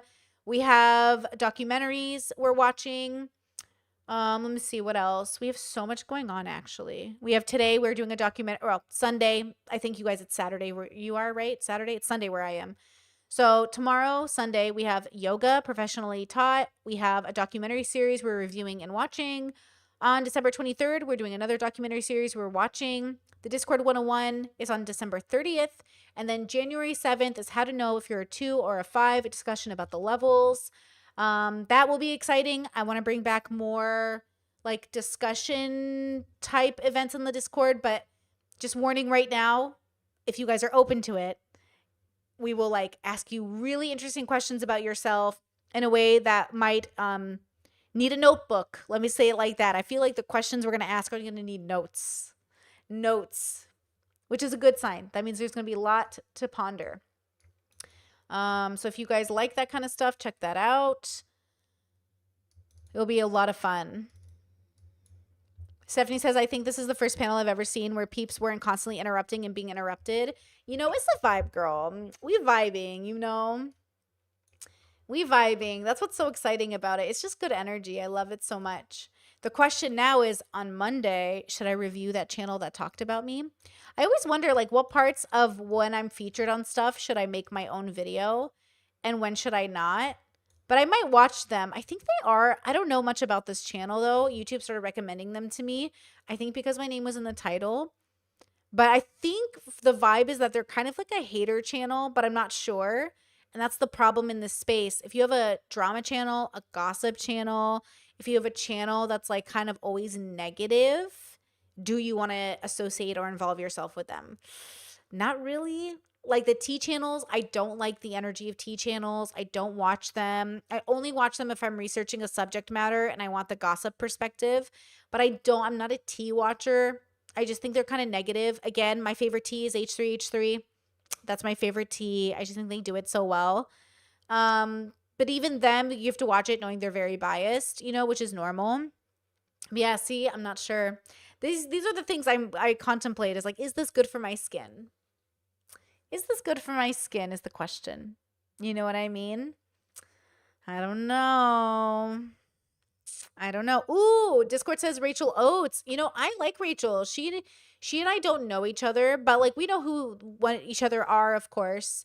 And I like Rachel as well. Her energy, for some reason, I have never become like a watcher of Rachel, but on occasion I check in with her. But I think she's like very lovely. You know what I mean? Like I think she's a little too like calm for me, but she's very lovely. Like I just think she's like a very like lovely person. I feel good about Rachel. I feel like she's a good person. You know what I mean? Rookie says, did you catch the Scuffed podcast? I didn't watch the whole thing, but I watched Tomfoolery discuss it or watch it. And then I saw Papa Gut reply to it as well. So I just watched it a little bit. It's a very certain boy bubble podcast, so it's not my favorite. I'm definitely not gonna watch it. But I thought it was cute that everyone got together. I thought it was interesting to see all these guys come together.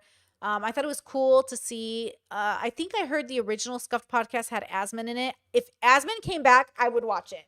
I love Asmongold. Like, I would watch it if Asmund was on it. But I thought it was cute watching like everyone come together and have a conversation. But it's kind of boy. I'm a boy, but I'm not like that kind of boy. I don't think I really relate to a lot of the content. But yeah, I did watch it. Or just the part. I watched the part that Tomfoolery watched, basically, and not even the whole thing.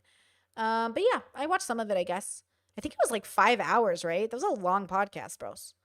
You know? Bro, same, I would only watch it for Asmund. Wouldn't that be so exciting? Like, if Asmund was on it. I love him. He's just so lovable. You just want to give him a noogie. He's so lovable.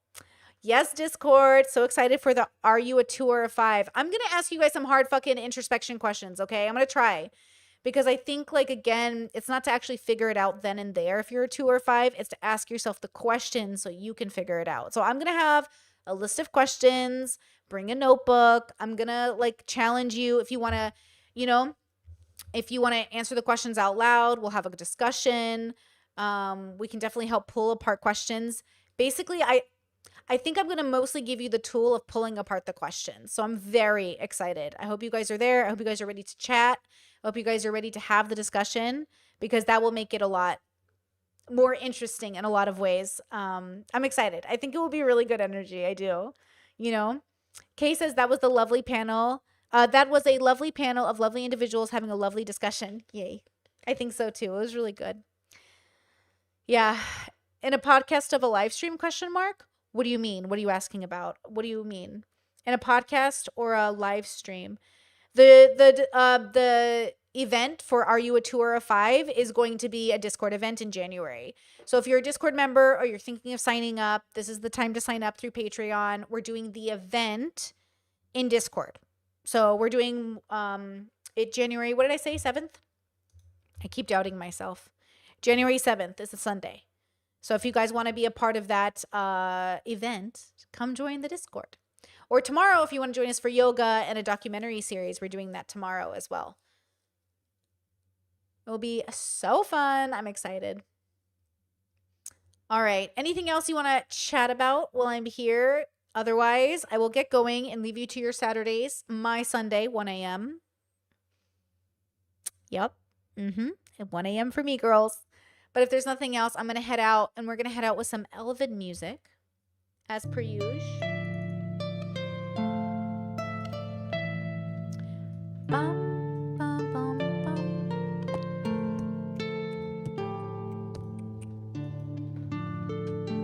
All right. Thanks again to the girlies that were here. I really appreciate it. It was so nice having them.